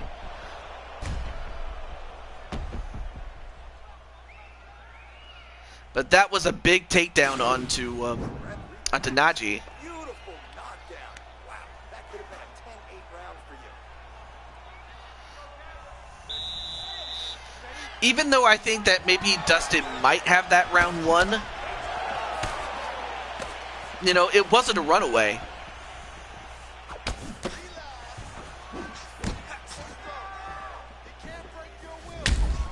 Ooh, good kick to the leg, and Poirier's limping. However, Poirier does have that knockdown to his credit.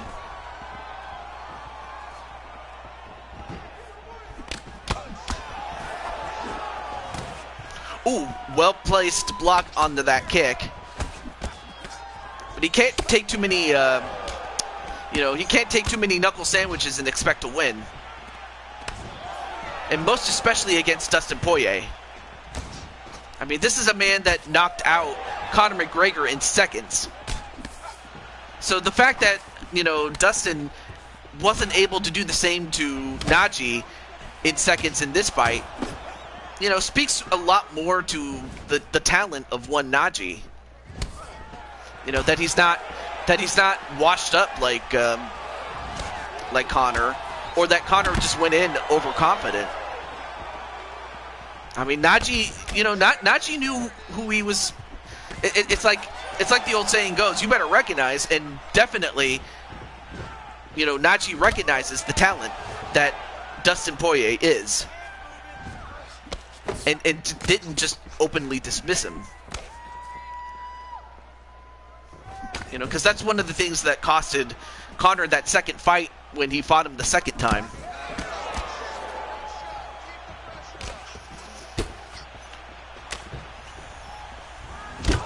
Ooh, good kick though.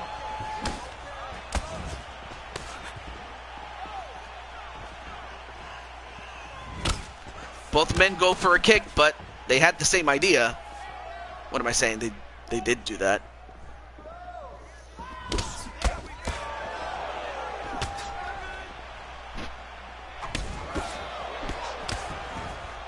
Oh, went for a high kick, but missed.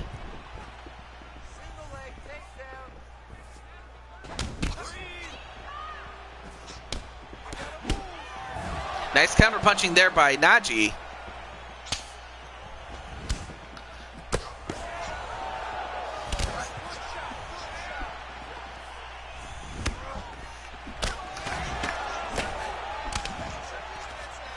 And now in a clinch, nope. Ooh, big shot onto Najee, and then decides to go for a takedown. But then Najee with a knee to the head.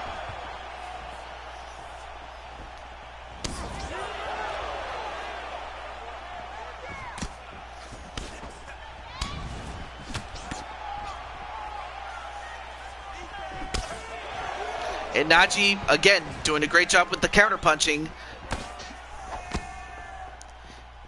But he's got to stay concentrated. I can't even talk. He's got to stay concentrated. I mean, if he takes his eye off the ball for 1 second, it may be lights out. I mean, that's how dangerous Dustin Poirier is, and he just took him down. Now he's trying to finish him off. Well, now we'll have to find out if Najee can do some damage while on the ground work, or try to get a submission or something. Well, wait a minute. He's got him. He's going to try to get him in a guillotine.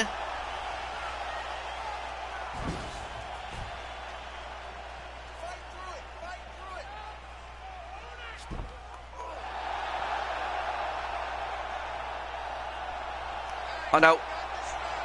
Now, wait a minute. Wait a second.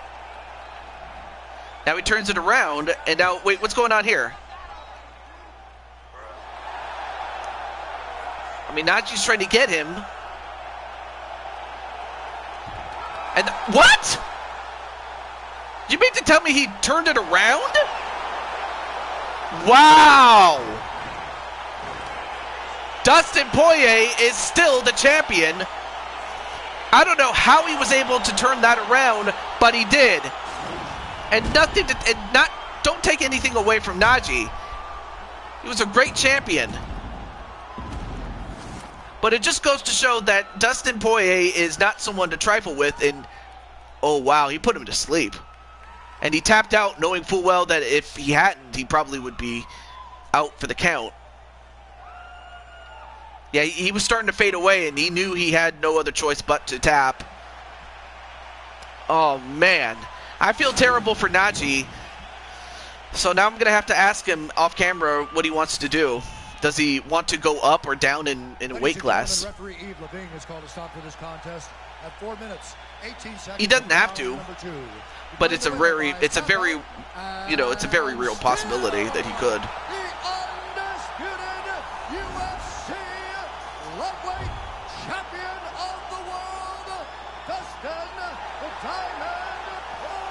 But Najee, don't take it out on yourself. It's nothing to be ashamed of. You did pretty well.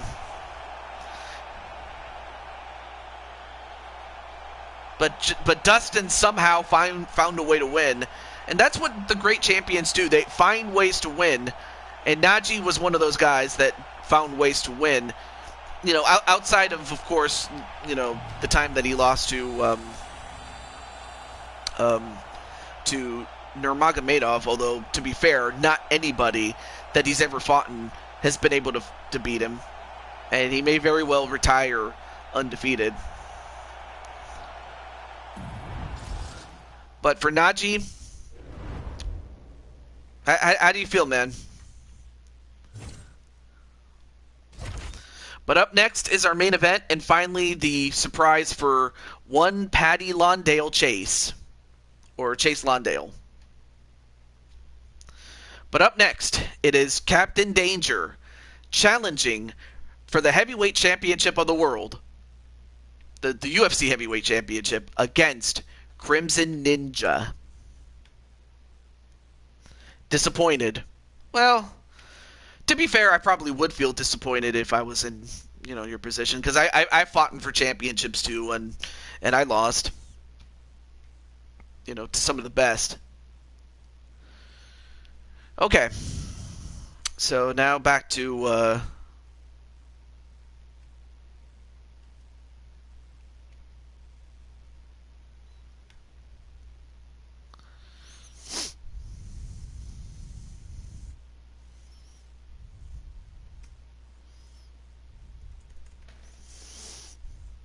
it's easier to say. Oh, okay, Paddy Chase then.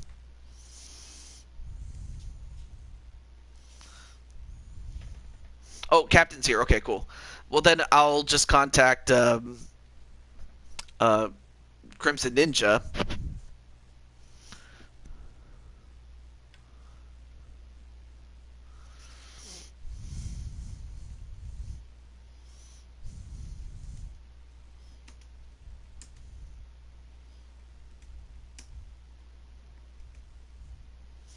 I'm just telling them it's time for the main event.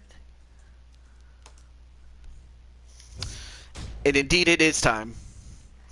So, yeah, Najee, what would you like to do? Would you like to, you know, like move up in weight or move down in weight? You know. I mean, it's up to you, my friend. Chase is my real last name that I use on the wrestling shows. Fair enough.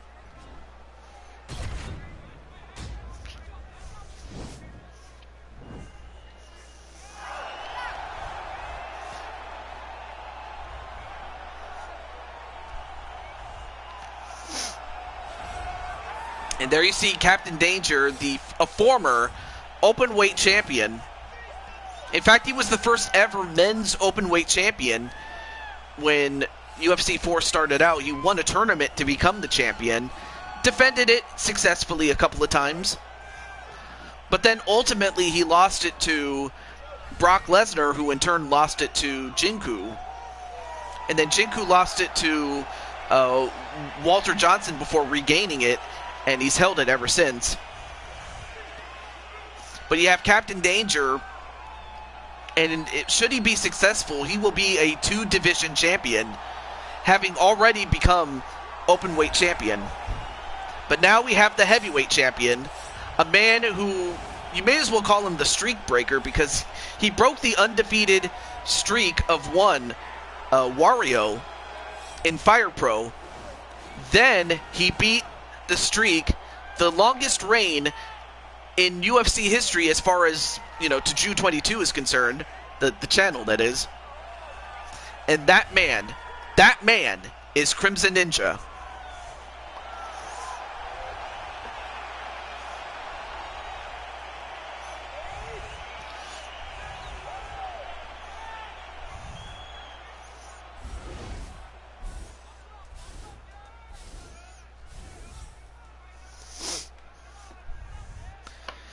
And the tail of the tape, Captain Danger is younger. He's got the height and slight reach advantage, but the weight is identical. Is the main event of the evening. When the action begins, our referee in charge of the Octagon, Dan Mergliata. And now, this is the moment UFC fans around the world have been waiting for. It's time! 5 rounds for the undisputed UFC Heavyweight Championship of the world. Introducing first, fighting out of the blue corner. This man is a wrestler, making his professional debut here tonight. He stands 5 feet 11 inches tall, weighing in at 255 pounds. Fighting out of Orlando, Florida, presenting the challenger, Juggernaut. And now introducing the champion, fighting out of the red corner. This man is a wrestler, making his professional debut here tonight. He stands 5 feet 10 inches tall, weighing in at 255 pounds. Presenting the reigning, defending, undisputed UFC Heavyweight Champion of the world. Live. All right, this is for the UFC Championship. I want you to obey my commands at all times, protect yourself at all times. I want a nice, clean, safe fight. Touch gloves, back your corners, come out fighting. All right, so both men are ready.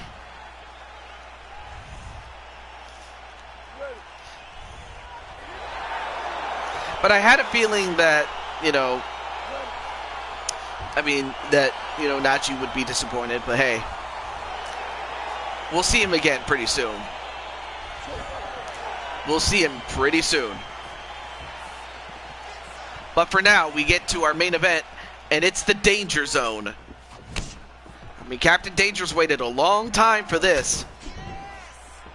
And he now gets his chance against Crimson Ninja, who, as I said, he won and ended the streak. And now would like to go on a streak of his own. And for Danger, if he was to win, it would be like, things ending before they had a chance to go. Although Crimson just knocked a huge right hand onto Danger. Ooh, went for another roundhouse. Both guys just swinging for the fences. But they got to slow it down a little bit. We know that these guys can bang, but they got to be able to hit first.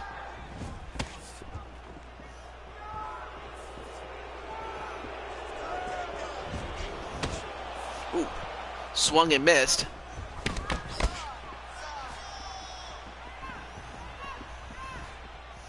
I will say that, Crimson is a kickboxer, I believe, and Captain Danger is a wrestler, so for Captain Danger, it would be best for him to get the fight to the ground, although not to be knocked down to the ground, although he does have one hell of a chin.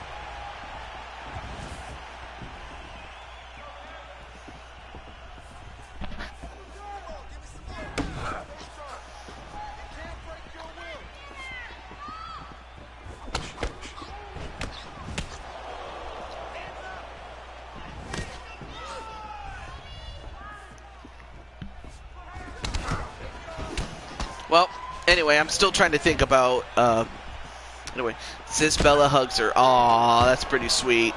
Anyway, back to our fight, though. I apologize. I kind of was at a loss for words. Especially after what happened with, Nachi and Dustin Poirier. But now we have to move on. Oh, nice leg catch. Both guys going for some kicks, but they missed. Ooh, big kick right to the face.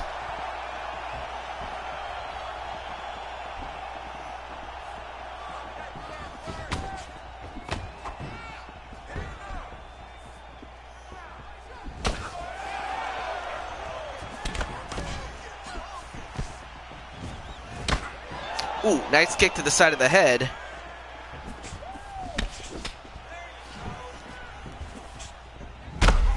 And then another kick to the head. And Crimson Ninja on rubber legs a little bit. You know, as far as, you know, Crimson Ninja's concerned, I mean, of course you don't always get to see Crimson Ninja without that face paint on. It's easy to forget that he is a talented fighter because, you know, with the face paint on, a normal man would be, you know, intimidated. But like the old saying goes, it's easy to forget. And now Captain Danger feeling the effects of those punches. Nice kick to the leg of Crimson Ninja.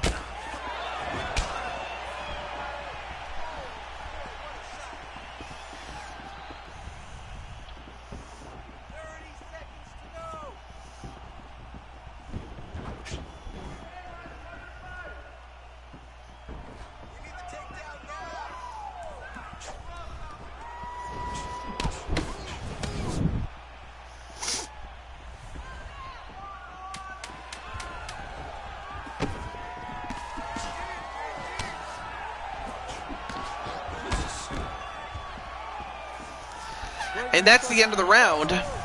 I mean, both guys have just thrown hands, and you know there were several, you know, instances where it looked as if one, you know, was going to run away with it, but you know, to the credit of, you know, Captain Danger, he didn't let that happen. But so far, that was the most definitive moment of that fight, or of the round, I should say. Excuse me. Especially with that takedown, so that might have given him the round. But it's still relatively early. However,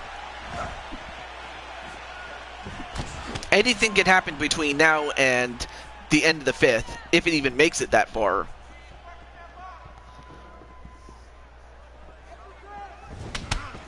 Both guys going for some kicks, and they connect for the most part.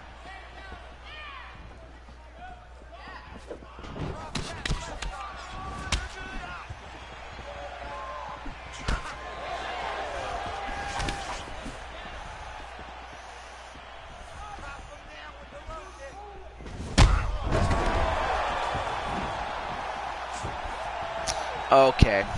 Awesome. All right. So anyway, I was just looking at my DMs, and I feel much better now. All right. Now let's focus on the fight. And right now, Danger, you know, doing the best thing he can do, and that's press the advantage. Even though, you know, Crimson Ninja does outstrike him, that does not mean he's going to back down. Ooh, went for a big boot. Although not very much not a lot of damage was done. Although nice knockdown. I always get takedown and knockdown confused. I'm sorry. Well, not confused, but just misspoke. Actually, let me open up my second can. So.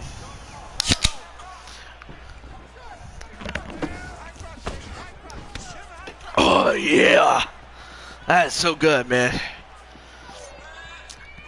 Just happened to open up a cold one, baby. All right. Both guys went for a kick, and not a lot of damage between the two. It's like they canceled each other out. But on the other hand, they weigh the exact same amount of pounds. It's just that, you know, Captain Danger is younger and slightly taller, and subsequently has a slightly, you know, better reach. But, you know, that's not going to stop Crimson Ninja. I know that.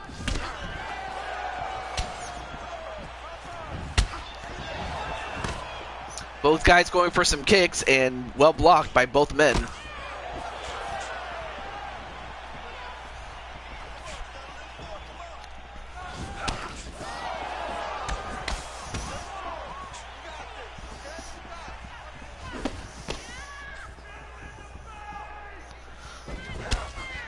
Nice kick to the body. And Crimson Ninja taking a couple of punches. But then he gives a big boot. And whoa, whoa, whoa, whoa, whoa, whoa, whoa, whoa. You're not supposed to kick a downed opponent unless it's to the legs.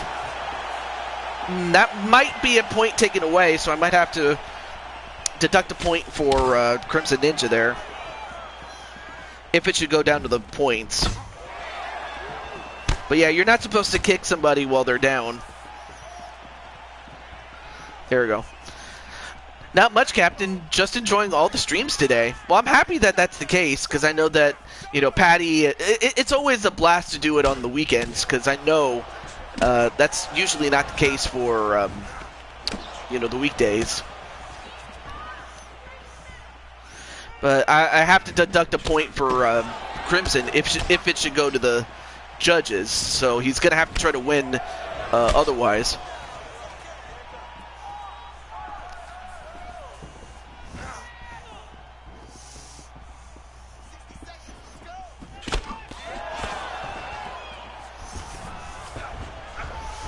Oh yeah, second round that I'll have to deduct from.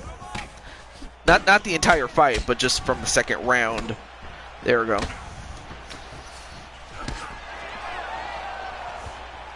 Okay.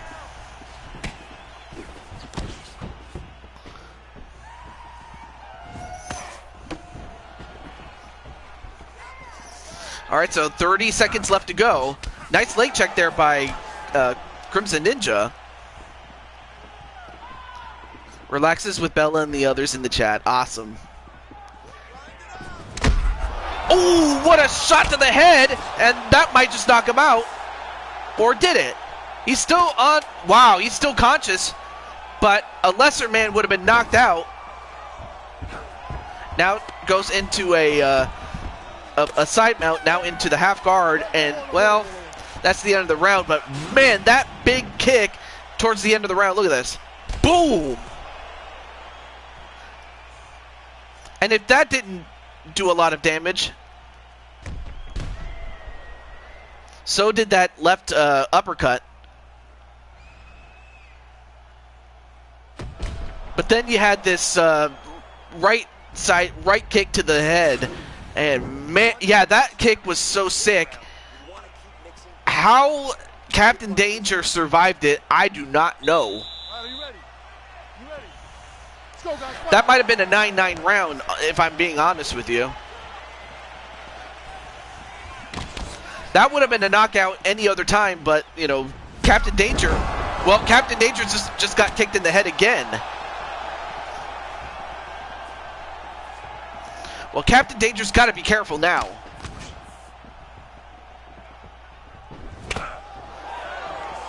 Well, he may be superhuman, but still, he cannot take too many of those and expect to win. So he's got to he's got to find a way to make, you know, Crimson Ninja make a mistake. He's got to capitalize on it and try to win it. However, it is still the third round, and there's still 2 rounds left to go. But he's got to be careful. But Danger with 2 whiffs. And another big shot to Danger.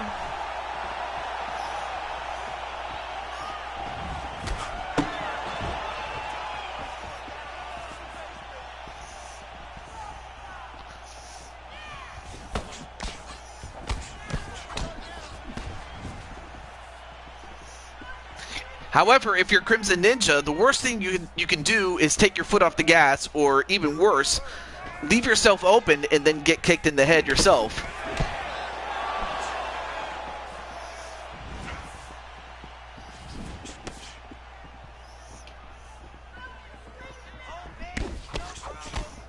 Nice combination there by Captain Danger.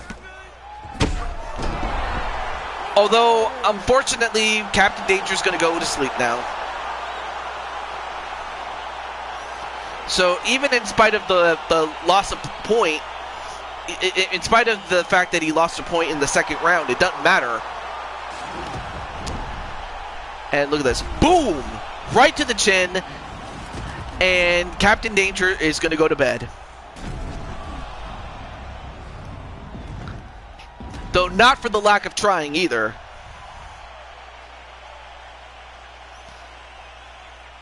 So it looks like it's going to be Crimson Ninja against Brandon Cuevas. But for Captain Danger, nothing to be ashamed of. But Crimson Ninja just, you know, he did a great job, you know, throwing hands, throwing kicks. I mean, take nothing away from Captain Danger.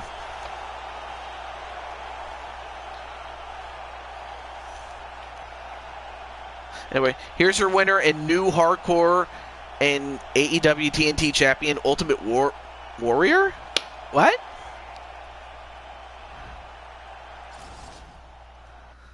And of course, Captain Danger, though upset, realizes that, this could have easily went the other way. We could have easily seen it. Okay. And, wait, what is this? Oh, they're shaking hands. I like that. Oh, awesome. All right, so here are some of the bonuses that, of course, ostensibly people get paid for their performances, and they get paid to not only show up to the fight, but they also get paid extra for winning it, and they also get these performance of the night and fight of the night bonuses. So it looks like it's going to be you and Reaper again for the rematch. Since Ninja won. Had Danger won, then it would have been Chaos and Ninja instead. And then you would have had to fight somebody else. But it just worked out the way that it did for Joker. And for Cuevas, even though he lost to Damian Adams, has challenged Crimson Ninja. I'm hoping that that Brandon does win that fight, but I'm not going to hold my breath. But you never know. Never say never, because we have seen, we have seen Brandon Cuevas come from out of nowhere to win. I mean, that's what happened when he first won the heavyweight title against the then champion Daniel Cormier. Because Daniel Cormier was the champion going into that fight. Well, at the time that Cuevas won the championship, he had beaten the then champion Daniel Cormier. But as for the current heavyweight champion, that man is the Crimson Ninja, and Crimson Ninja is going to take on Brandon Cuevas. Of course, King Feck is still waiting in the wings to get that rematch. And then, let's see, you're coming after the champion. Oh, well, don't forget, like I said, Feck still has that championship match. It's just that Brandon, I have a feeling I know what it is. I have a feeling that it's Brandon putting his career on the line for the championship. I could be wrong. But hey, even so, it wouldn't surprise me one bit that if, of course, Joker still has to focus in on the trilogy fight with Chaos Reaper. Worst thing he could do, Joker, is overlook him. Anyway, as for the bonuses, I've decided to increase the bonuses a little bit to fit $75,000. Just because $50,000 might have been a lot of money before, but it's not so much now. At least when you consider how much people pay for gyms and things like that shit. Anyway, performance of the night for submissions goes to Dustin Poirier, and then the knockout of the night goes to Jingu Gekoga over Clinton Flippin. But the fight of the night goes to Dancy Nunes.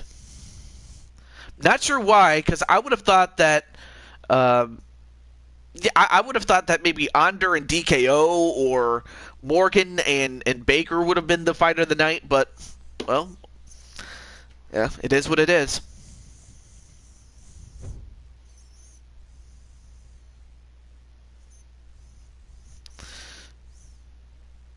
I just got your question on Twitter about Fire Pro. Oh, okay. I was wondering why you hadn't answered it, but let me see.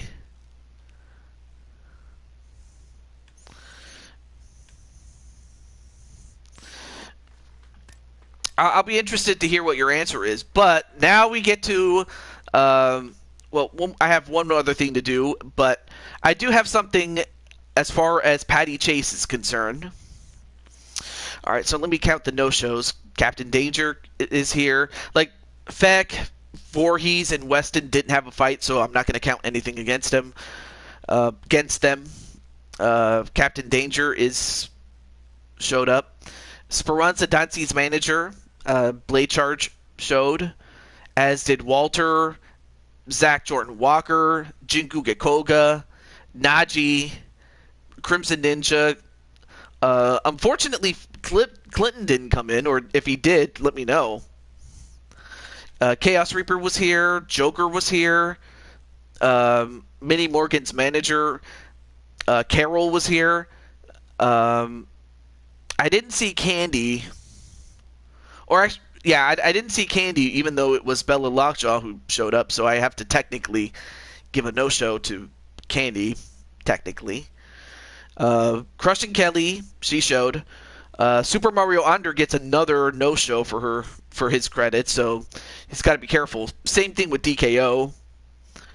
And Arkham didn't come in, and neither did Damian Adams and James Gamer. Okay. So I was just simply counting the no-shows. But now it is time for Patty. And Patty, here's the surprise.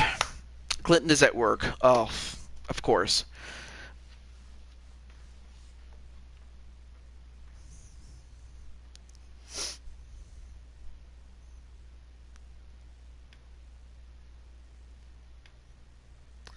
Oh, okay. So you want a challenge for the War Games title. All right. Well, I mean, I did mention that you can team up with Chaos Reaper. Crimson is the champion, the United States champion, the championship that you just lost. But you can pick two other people. These have to be people that are not champion. So I'll go over who you could choose to be your partners, and I will make that match accordingly. But anyway, now it's time for Patty Chase to come on out. And yes, Goddess is a champion. So is Kelly, and so is Raven. So yeah, Birdie is also champion too.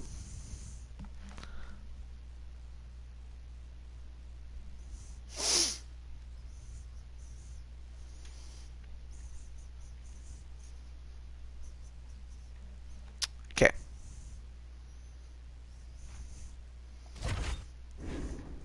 Yes, he is a champion. In fact, Clinton, Goddess, Crushing Kelly, and Raven are the quad champions. So that's why. That's why I can't. Because they're already champions. It kind of I mean, unless they want to give up their quarter of the championships, which I highly doubt they would. You'll just have to find somebody else, two other people, including besides yourself. Although actually, what I could do is I can get Drum Monkey, or at least make him. So at least I can get you Drum Monkey. As for the fourth guy, I'm not sure. Not sure. Okay. So for Patty Chase, Patty Cakes, are you here?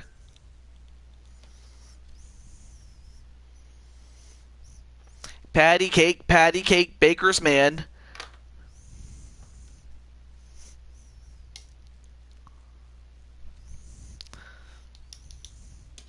Sorry for the Patty Cakes. There's Patty. There she is. Okay. So the surprise is, because it is your birthday, it's all the more reason for me to put you in the game. I am not joking. So for that reason, I have decided to have you take the place of one of our fighters. Now, I was seriously debating whether it would be the one of two people that have the same, that have the most no-shows, which would be Feck and Jane. But they've been around for a long time, so yeah, yeah, absolutely. So I had to think, okay, well, is there someone who I seriously doubt is not coming back? And out of all the people that I could think of, that person is Super Mario Under. Because outside of maybe one or two appearances, I haven't really seen him all that much. So I'm starting to doubt whether or not he's going to come back. But if he does, great, but too late. So I'm like, yeah. Everybody say, TJ, that is my team. Wait, what is your team? Or did you put it on? Let me see. You. Oh, okay. Yeah, because Penta's not a champion. All right, I like that. That's a good team though. Okay, so yeah, Patty, you are taking the place of Super Mario Under, so you're taking his slot. So thank you very much for your time, Super Mario Under, but it's time to move on. But I wish you nothing but the best in your future endeavors, and I will, in kayfabe, give him his severance pay. It's the least I can do. Okay. All right. But yeah, like if it's your birthday, it's all the more reason to put you in the game. Anything less than that, you'd have to win a prize, or you have to do something great. And that's one of the ways to do it. Let me see. Did I put your name on the list though? Patty. You know what? I never did put your name on there. I should have. But nonetheless, though, congratulations to Patty. To Patty Cakes. Patty Chase. And hello to Bella Lockjaw. So anyway, we are going to make Patty Chase Lawndale, as this is her birthday. So all the more reason to do so.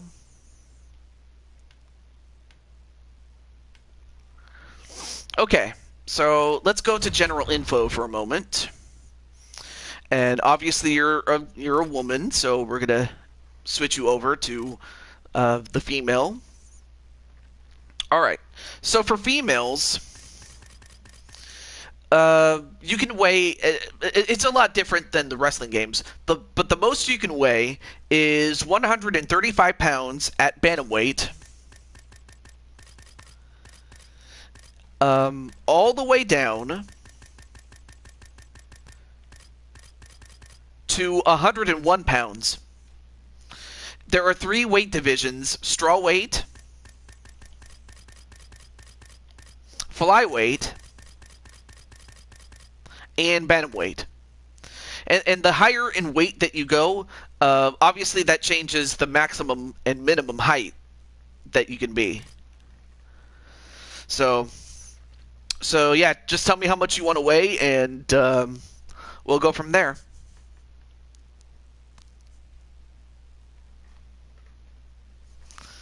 And as you think about that, of course I'm going to name you Patty.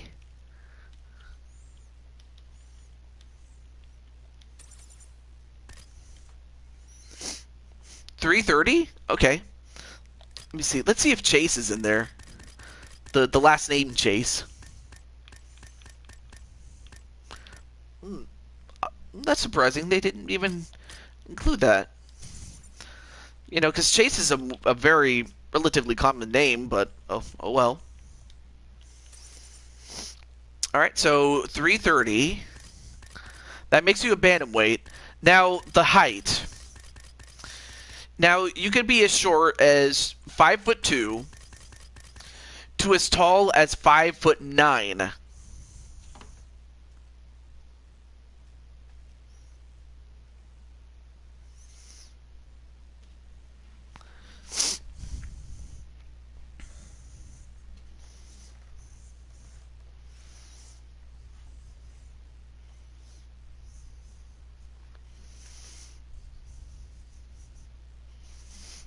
5'6". Okay, 5'6" indeed.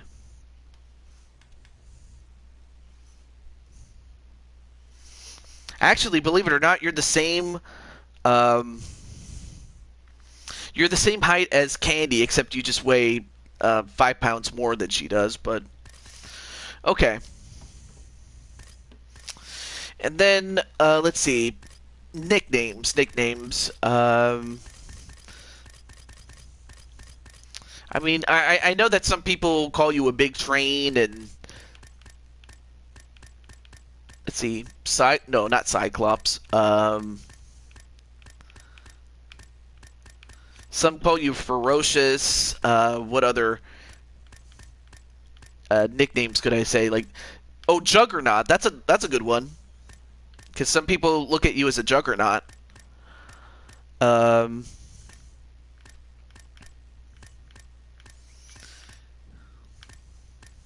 then other people might call you Super. Oh, Warrior? Let's see.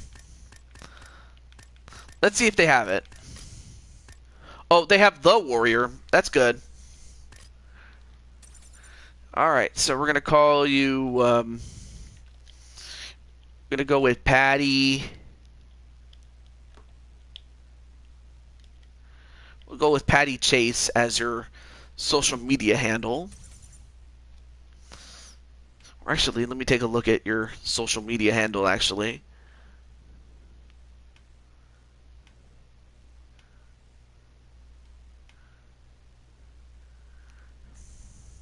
Actually, we'll go with that. Okay. Alright, so then you have your hometown. I don't know if you wish to use your real life hometown or if you want to pick something else. As well as your age, and the age, you can be as young as 18 years old to as old as 45, and then you can either be right-handed or left-handed. Left-handed is that you're southpaw, and right-handed is your orthodox. And then you can tell me who your favorite real-life fighter is, and you can base your posture off of your favorite fighter, male or female.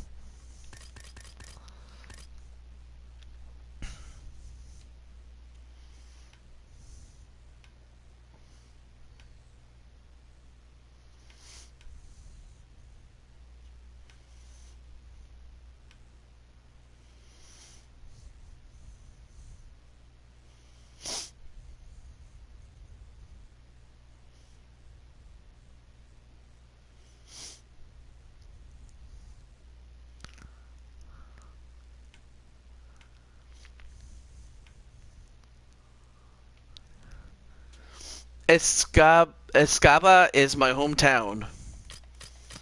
Let me see.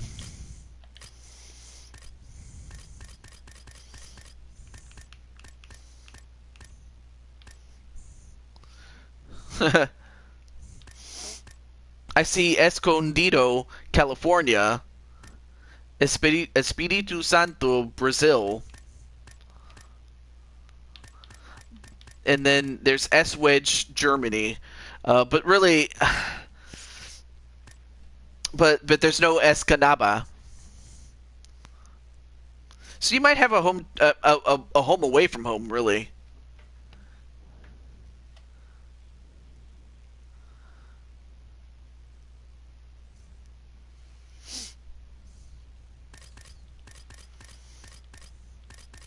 Or there's also El Segundo, California. I'm just trying to think of S, like ES.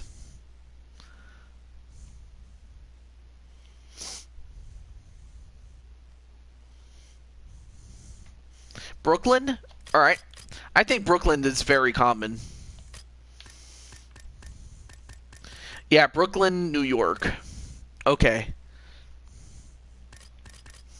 Alright, so between the age of 18 and 45, how old do you want your character to be?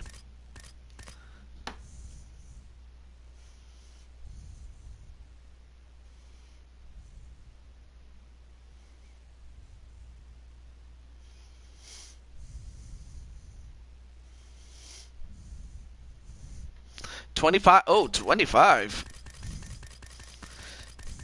Very young at heart, I will say. I mean, I was 25 once, so I would know.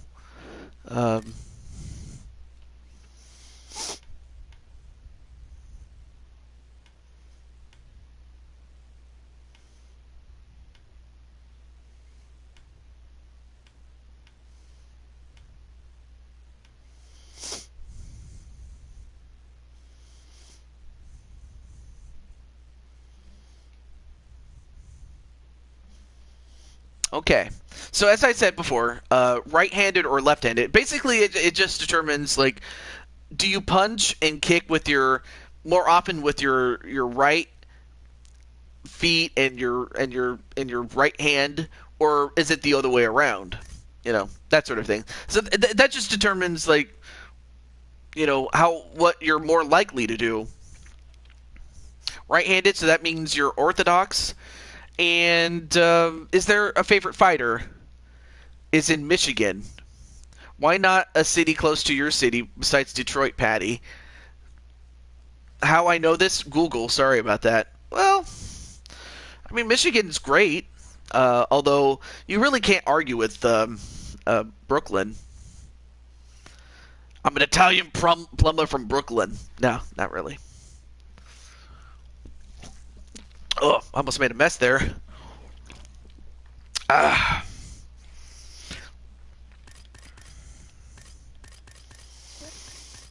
it's also funny that they have Paige Van Zandt, even though she's now in AEW. Let's see. Oh, you don't really like Detroit. Well, kind of hard to blame you, given the fact that Detroit hasn't really had... Like, the only winning team they've had in a long time was the Red Wings in hockey.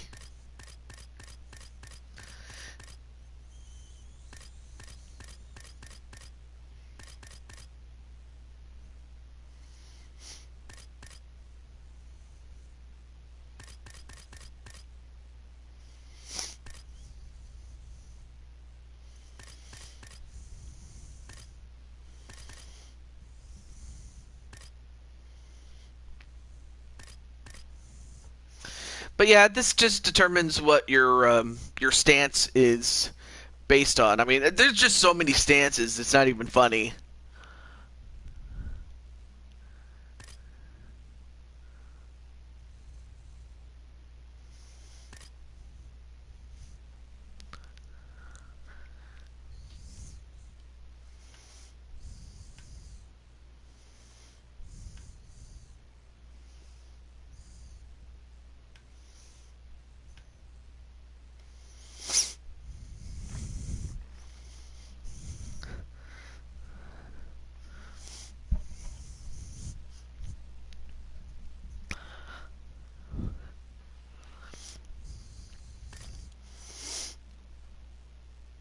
I used to have a boxer stance. Oh, boxers. Let's see. As far as I'm gonna find someone who has a more, who's known for their boxing, like their boxing. Oh yeah, that's right, Cody Garbrandt. Because that guy, when it comes to boxing, that guy can throw hands. I'm telling you.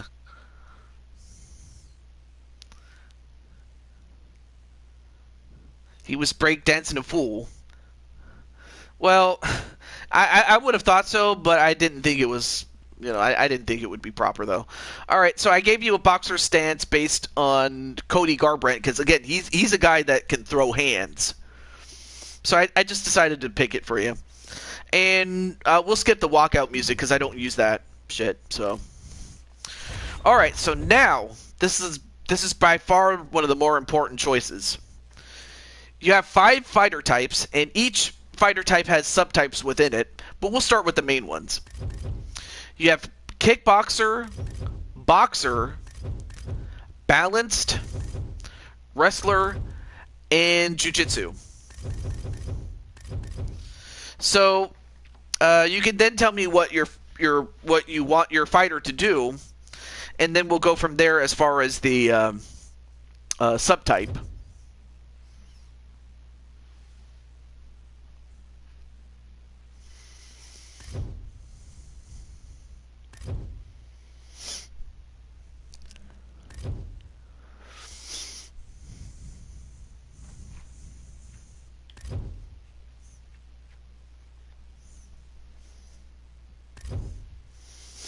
wrestler. Okay. Alright, so there's two subtypes. There's Dominator and Smasher.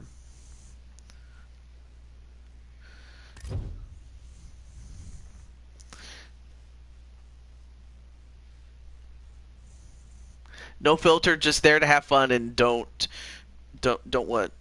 And don't mind a filter, just let a Smasher. Okay, Smasher it will be. Alright, so Smasher you get to be. Alright, so one thing I do like about this game over its previous or its predecessor is that I don't have to do the moves off camera. Otherwise, I would have done it. But no, it does it for you, and that's what I like about this game. Okay, so now with looks, it's a bit more straightforward because I'm gonna find a let's see. I'm gonna find a preset that's as close to Patty Chase as possible. Maybe this girl. Well, she very well could. I mean, some of the guys barely could stop her. Alright. I guess I could start with that model. Again, I'm just basing it off of your, loosely basing it off of your wrestling character. But if you want to make her different, much different than she was, then we can do that too. So, the last thing I remember was that in WWE 2K12 or 2K22, you actually decided to let your hair down, as far as I remember. But you could also have it up or have it in different combinations and all that stuff, including tying it up and having a shaved head on the sides. That's one side. That's one. Then you have the Megan Anderson look. This is her well-known look, which is having cornrows on one side and having a bald head. And then having a ponytail at the end. And then you have a shaved head on this side and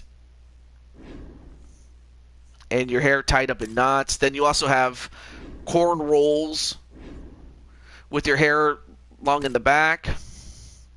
Or you can have two braided twin tails. Okay. Or here's a look that Candy Vega has, which is her hair slicked back and her hair is tied up in a braid like that. And then we have cornrows, except this time they're much, much longer. So it's like you took your long hair and then you just cornrolled it. And then here's another variation of it. So yeah, if you see something you like, let me know. This one is under hair 19. And then another cornroll variation there. And another one, but it's in a ponytail variation. And this is the same style that our good friend Crushing Kelly has, if you want it.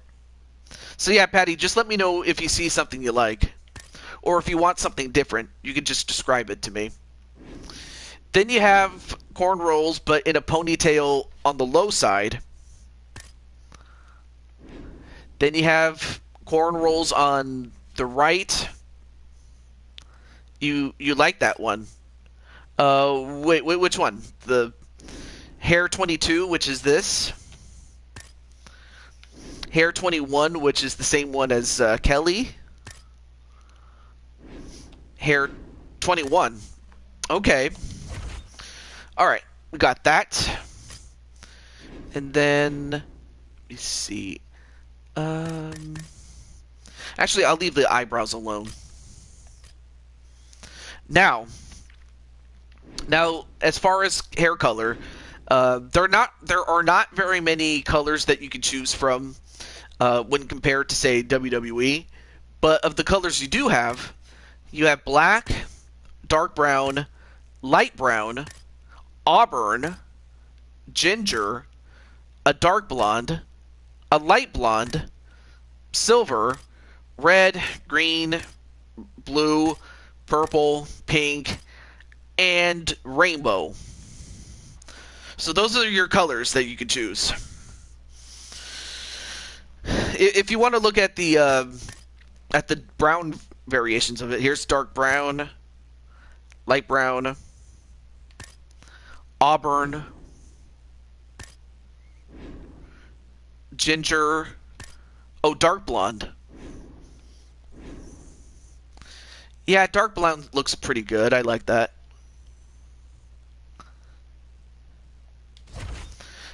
Okay, I will take it. Alright, so you have dark blonde hair. Now, this model already comes with face number 8. If you like it, we'll keep it, but we can change it too. And I'm going to try to find faces that look more like your character in WWE 2K22. Let me see. Oh, I have to click it. So currently you have 8. Here's number 7. 7. So this is what 7 looks like. That's not bad.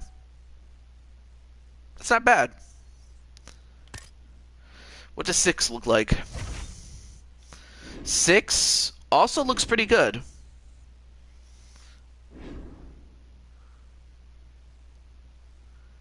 Yeah, 6 looks great. Let's see, what about 5? 5 is also not that bad either.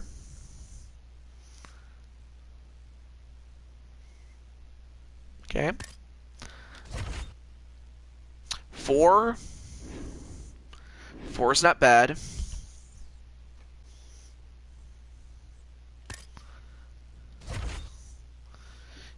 Okay, 3.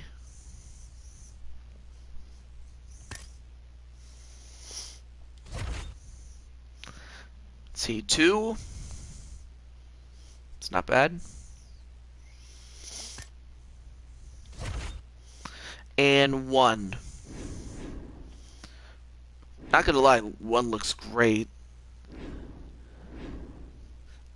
So basically anywhere between this and the template number 1 all the way to 8, you cannot go wrong with any of those choices. But here's 1. 1. Okay.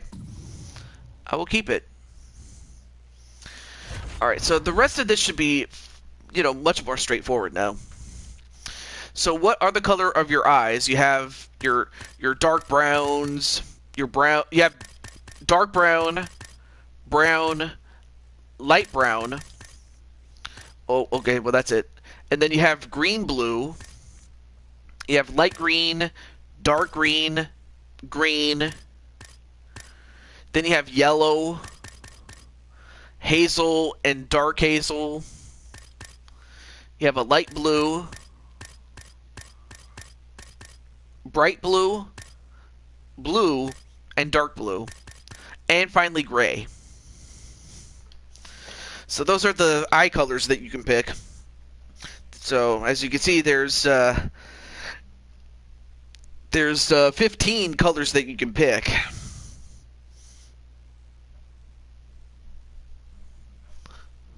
Blue. You mean just blue? Like just normal blue? Excuse me.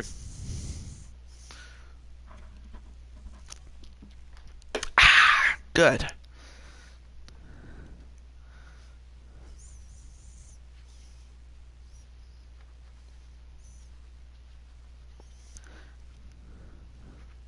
Okay.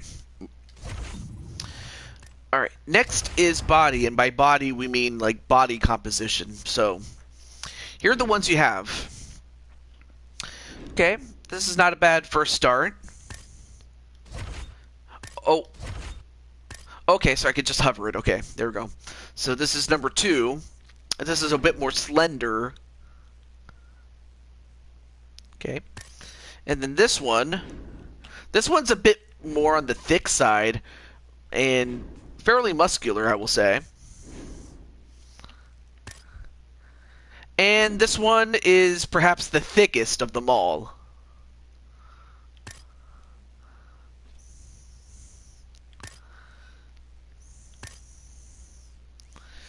And I think this is kind of like between number 2 and number 3.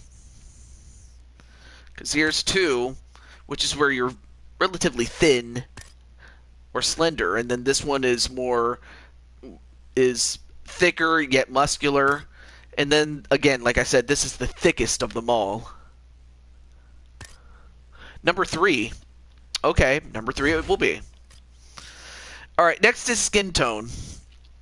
Currently your model has skin tone number 4, but you can also make it lighter or darker, with 10 being the darkest and 1 being the lightest, and everything in between. So if you want to get a little darker, we can go this way. Or if you want to be a little bit more lighter, we can go this way. Or we can just keep it as is.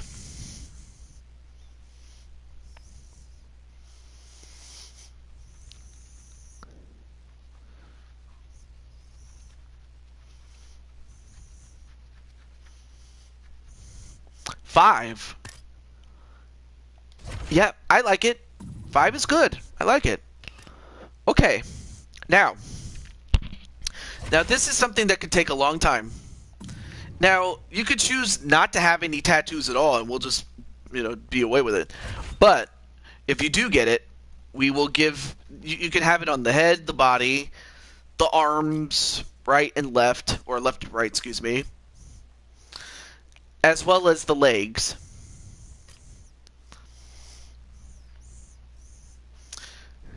No tattoos? Okay. Well, I'll just showcase a few just in case, but... I mean, of course, you also have animals and Celtic, tribal, fantasy. Oh, yeah, you could also get a dragon tattoo if you want to, pay a little tribute to, Dragonheart. But you don't have to. I just thought I'd share that little part with you. Or maybe we can find it in the clothing, which is by far my favorite part of the whole thing, is the clothing. Okay. So next we have accessories. Now, I would recommend, if there's one accessory I recommend against, it's this hat, and that's because I tried to put it on Clinton's model, and it didn't work out. But everything else works. So you have like these skull caps. You have this black cowboy hat. You also have these this anime hair, including this one that looks like Sonic, and as well as a couple of other colors too, like the Super Saiyan if you wanted to be a Saiyan. But there's also other ones I have yet to unlock, and that also includes a crown, although that takes a lot of money to get. You have all these other hats and hard hats and things of that nature. Then you also have oh yeah, you also have masks too, because I remember that your character had a mask. So you have these masks that you put over your eyes, one that covers your whole head. Then you have a face mask, which just covers your mouth and your nozzle and everything. But there's other masks that look like this too. Then there's these gladiator helmets, although that would just cover your face. Same thing with the luchador masks, if you wanted to. And samurai. And then there's also the possibility of becoming a Power Ranger if you really wanted to. Or a knight. A knight, that's new. I've never seen this one before. Which would be great if I was making the prototype knight, but I'm not. Or you could also have a tiger mask. Like, you could actually have a mask over your head, and you could have the eye of the tiger. You could be the Pumpkin King, a zombie, snowman, couple more face masks. Then you have these rainbow, the same thing but in rainbow. But yeah, those are just some of the accessories you can have. Or you could have a chain around your neck. But just keep in mind that unlike WWE where you can wear that stuff during entrances, no, you actually wear that during both the entrances and the fight itself. But I just wanted to at least show those off. As far as accessories are concerned, you could choose not to have any accessories, and we'll move on to the next article. I have no objections either way.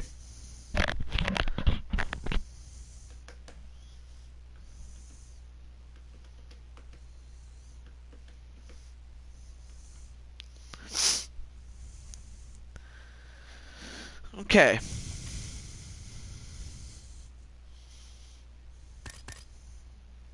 But I do remember that you did have a blue mask. I'm just remembering, that's all. But again, it's up to Patty. The hat with the drinks on.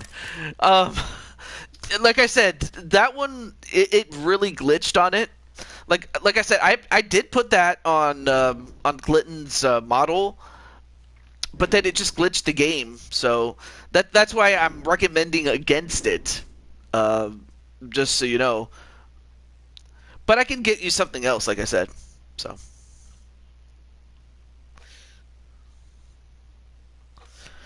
Because, yeah, I did test that out in game, and it just glitched it. So, that's why I'm saying.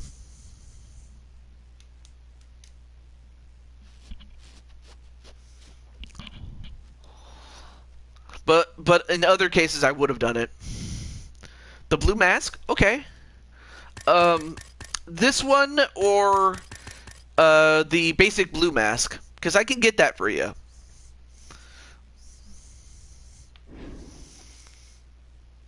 Because I know that your overall color is blue. I know that, so it's either this one or the triangle blue.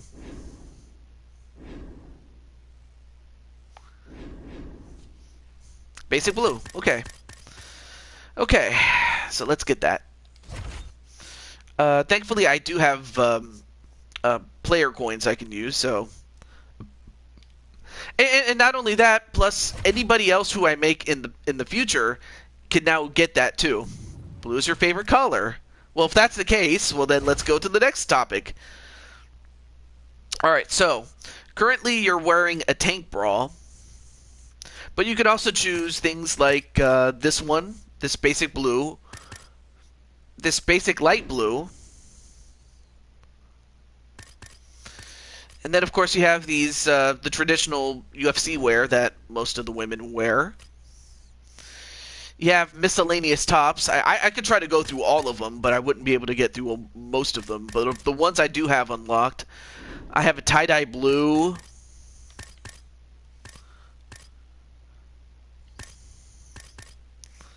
And then I have a blue track jacket, although I don't know why I would get that. Other than if you wanted it, you could. Alright, so long sleeve. Long sleeve. I have a basic blue one. I have one that kind of looks like Eddie Guerrero, but it's in blue. Noculescent blue. Ocean blue. Starry sky blue. A retro blue.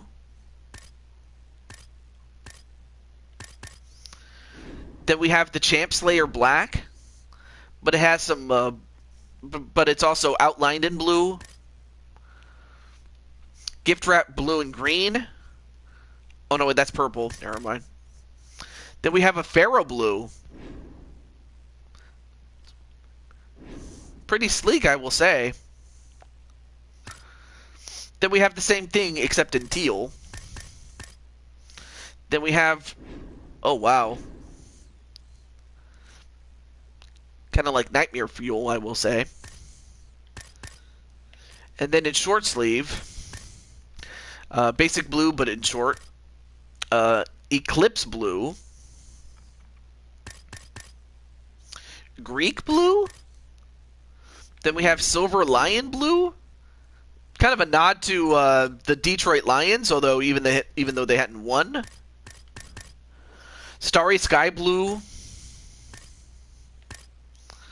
We have Geometric white, but it has some blue outline. And that's pretty much it for the ones I have. Yeah, because I have the long sleeve version of this one, but not the short sleeve. Rainbow blue. Let's see what else do you have. Spray blue. That's not bad.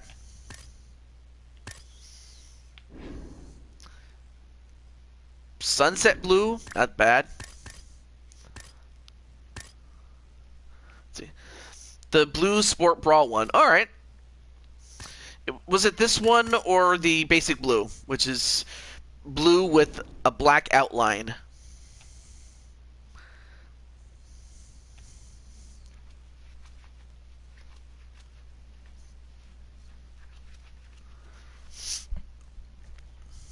But yeah, thank you so much, Patty, for your help. I appreciate it. Basic. Okay, basic is fine. So I imagine that you want your bottoms to match the top, so let's get it then. So you have a couple of different options. You have compression. Compression just simply covers your whole legs, as if you're wearing like tights or something like that. Board shorts are self-explanatory. Now, Valetudo is a little different because it's the same thing except it hugs your legs. And then Muay Thai is kind of a combination of the two. It has the outline of board shorts, but if you see really carefully, it hugs your legs just like Valetudo does. Then you have Gladiator, and it gives you this little... I don't want to call it a dress, but it's about as close to a dress as you can possibly get. Then you have Boxing, which is kind of the same as board shorts, except they're a bit longer. And go close up to your knees.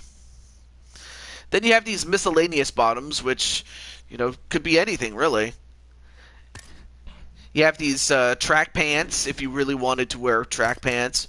Or these special blue gi pants. Oh, I did not mean to do that. If you really wanted to wear blue gi pants. And that's just what I already have.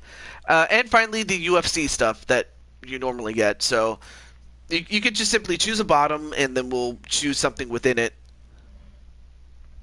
Because there's a lot to choose from, I'm telling you.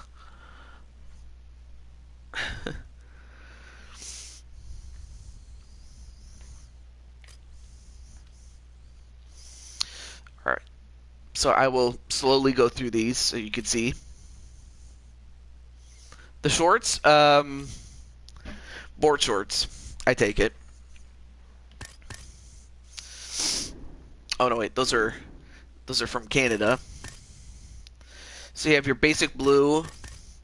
You have the angular blue, an eclipse blue, Greek blue, noculescent blue, spray blue, Champ Slayer black. Oh, hey. Then you have Damask blue. It's not bad. And then you have a couple that are... Oh no, wait, these are based off of countries.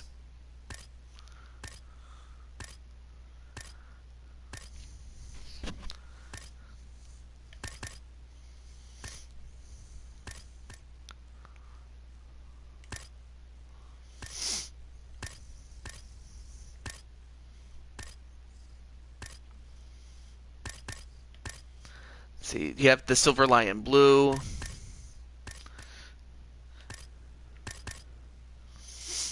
Let's see. Ooh.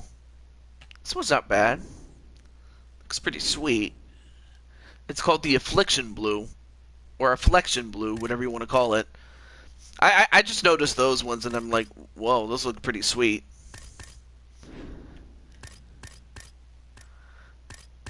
But then, what else do you have? You have Damask Blue. Not gonna lie, it looks pretty cool. Designer Blue. Then you have Pharaoh Blue. Polygon Blue.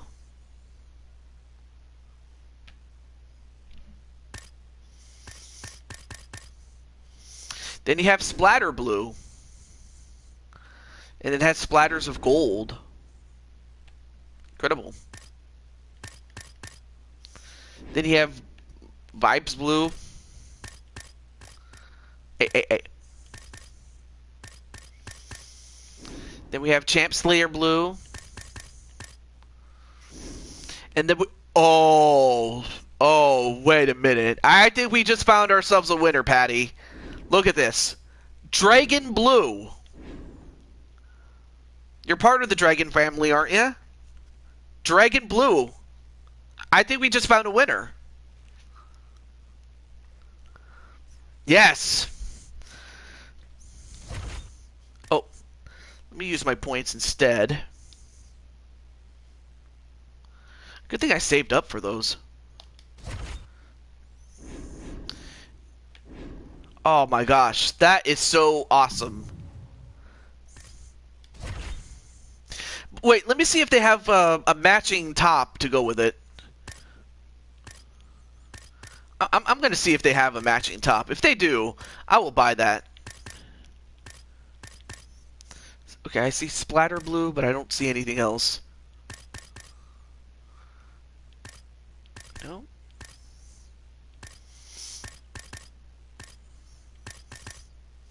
I see Damask Blue, Hero Blue. Oh, wow. This kind of looks just like your outfit from 2K19. The Hero Blue.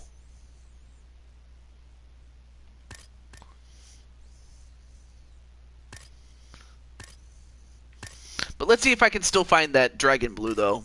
Just because it matches, I want to get it.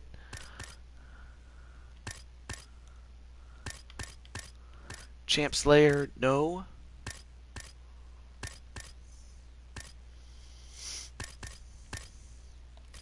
Or is it under long sleeve? Because, you know, sometimes anything that might be available for short is only available for like long or something. Like, because that can happen. That's happened before. Okay.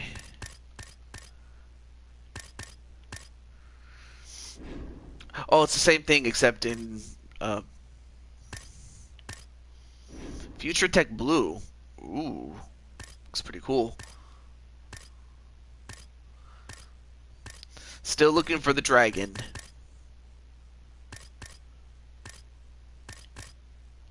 Ah, found it. I found it. Oh my goodness, I found it. I found the dragon. Patty, what do you think, Patty? Yes? Okay, I will get it. I'll have to use my well, then again, thankfully I've saved up for that. I saved up for a time as this. Okay. Well, now let's get the gloves next. All right, so we have our basic blue, but let's see if they have. I highly doubt they'll have it, but let's see if they do.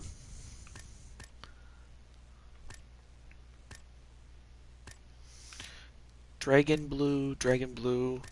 No, you have the ghetto gloves. They have the Strike Force blue, which is not bad, but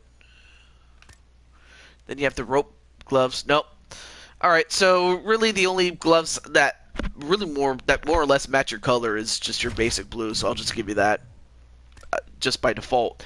Now for the mouth guards, the mouth guards are is the one thing that hadn't changed from the previous game. They still have the same mouth guards.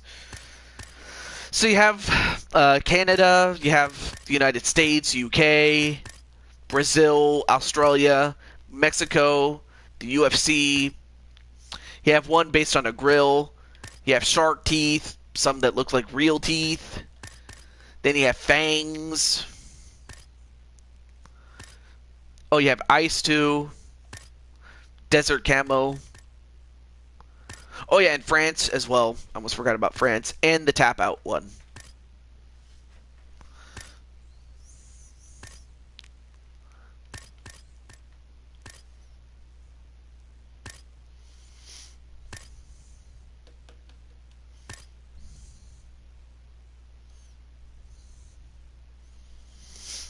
The USA mouthguard. Nice.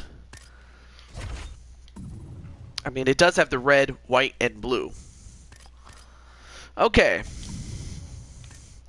Now the last thing, and because I'm kind of running short on time, I'll do this for you. Now these are emotes that you do. These are like taunts that you do before the fight. In this case, pre-fight. So let's see, what's a good one?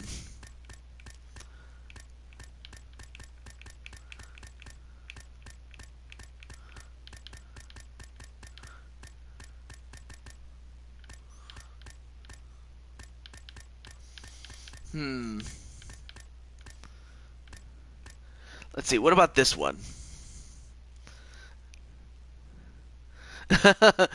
Dude, you did a little dance right there. Okay, not bad.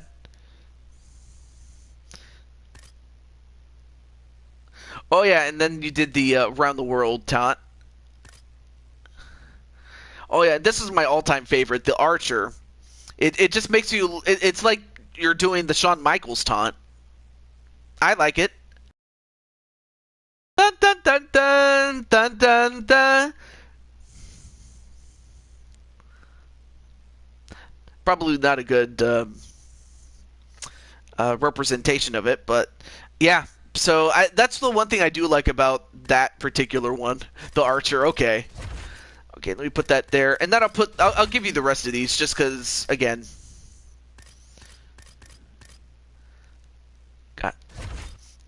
we're kind of running short on time, so I want to get through these.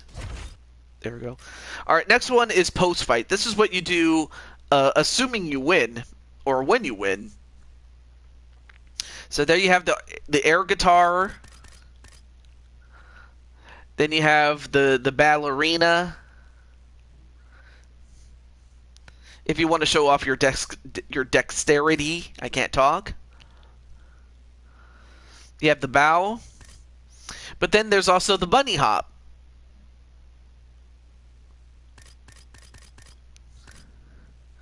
Then there's dancing.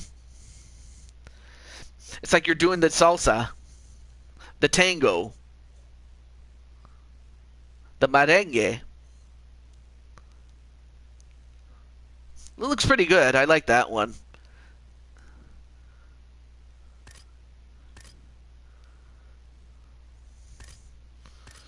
Let's see. Get fresh. What is this? Oh yeah, I like this one. What have you done for me lately? Dun dun dun dun dun. Ooh, yeah. I like that one. It's called Get Fresh, and that's where you do the "What have you done for me lately" dance. I do remember that dance. It wasn't until I was watching Home Alone. Not Home Alone. What did I say? Home Alone. I was watching Sister Act 2, and when they were doing the performance at a convention center for which church had the best singing choir, it was kind of like a competition in that sense. Oh, you like that one? Awesome.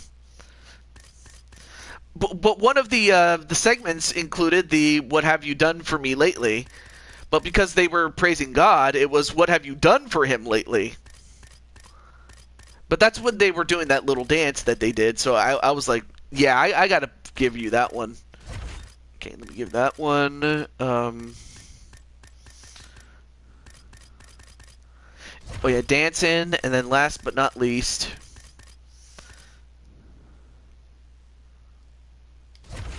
party time. That sounds good. You've seen all the Sister Act movies, yeah. Yeah, man. Okay, now let's get to the taunt. I'm not gonna like. If there's one taunt, I always show people. Now, of course, you don't use taunts very often, but the one I often show off is the bird, where you get to show off to your opponent that you're number one. I don't know if you want that particular taunt, but if you do, let me know. But if you don't, I will just let it be. I'm not going to worry too much about it. But taunts, you hardly ever see it. But when you do, that's the one that most people request is the bird.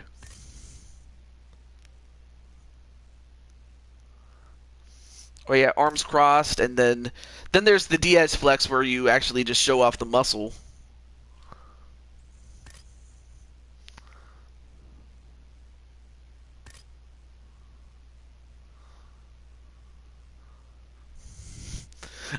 Wow, why would you?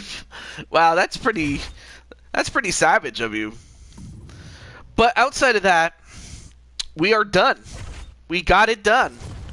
So Patty is officially the newest member of the UFC roster. So I will book your next fight when we get around to it. But from wow, really, Atticus Schmaticus? Atticus Schmaticus. You had to do that, didn't you? Okay. But like I said, I am running out of time, so until then, this is the Blue Toad to Jew22 signing off, saying goodbye, and I will see you on Friday, on a late Friday night, relatively speaking, of course. Perhaps maybe at around this time, if not just a little bit before then, for the Madden draft. Flips Atticus Schmaticus off. See you later, TJ. Not a problem, but I mean, just so you know, I was just being silly. But thank you for stopping by, and better luck for those next time. For those who did lose and for those who did win, congratulations. But until then, to Jew22 out. Have a great night, everybody. Peace. My pleasure, and happy birthday.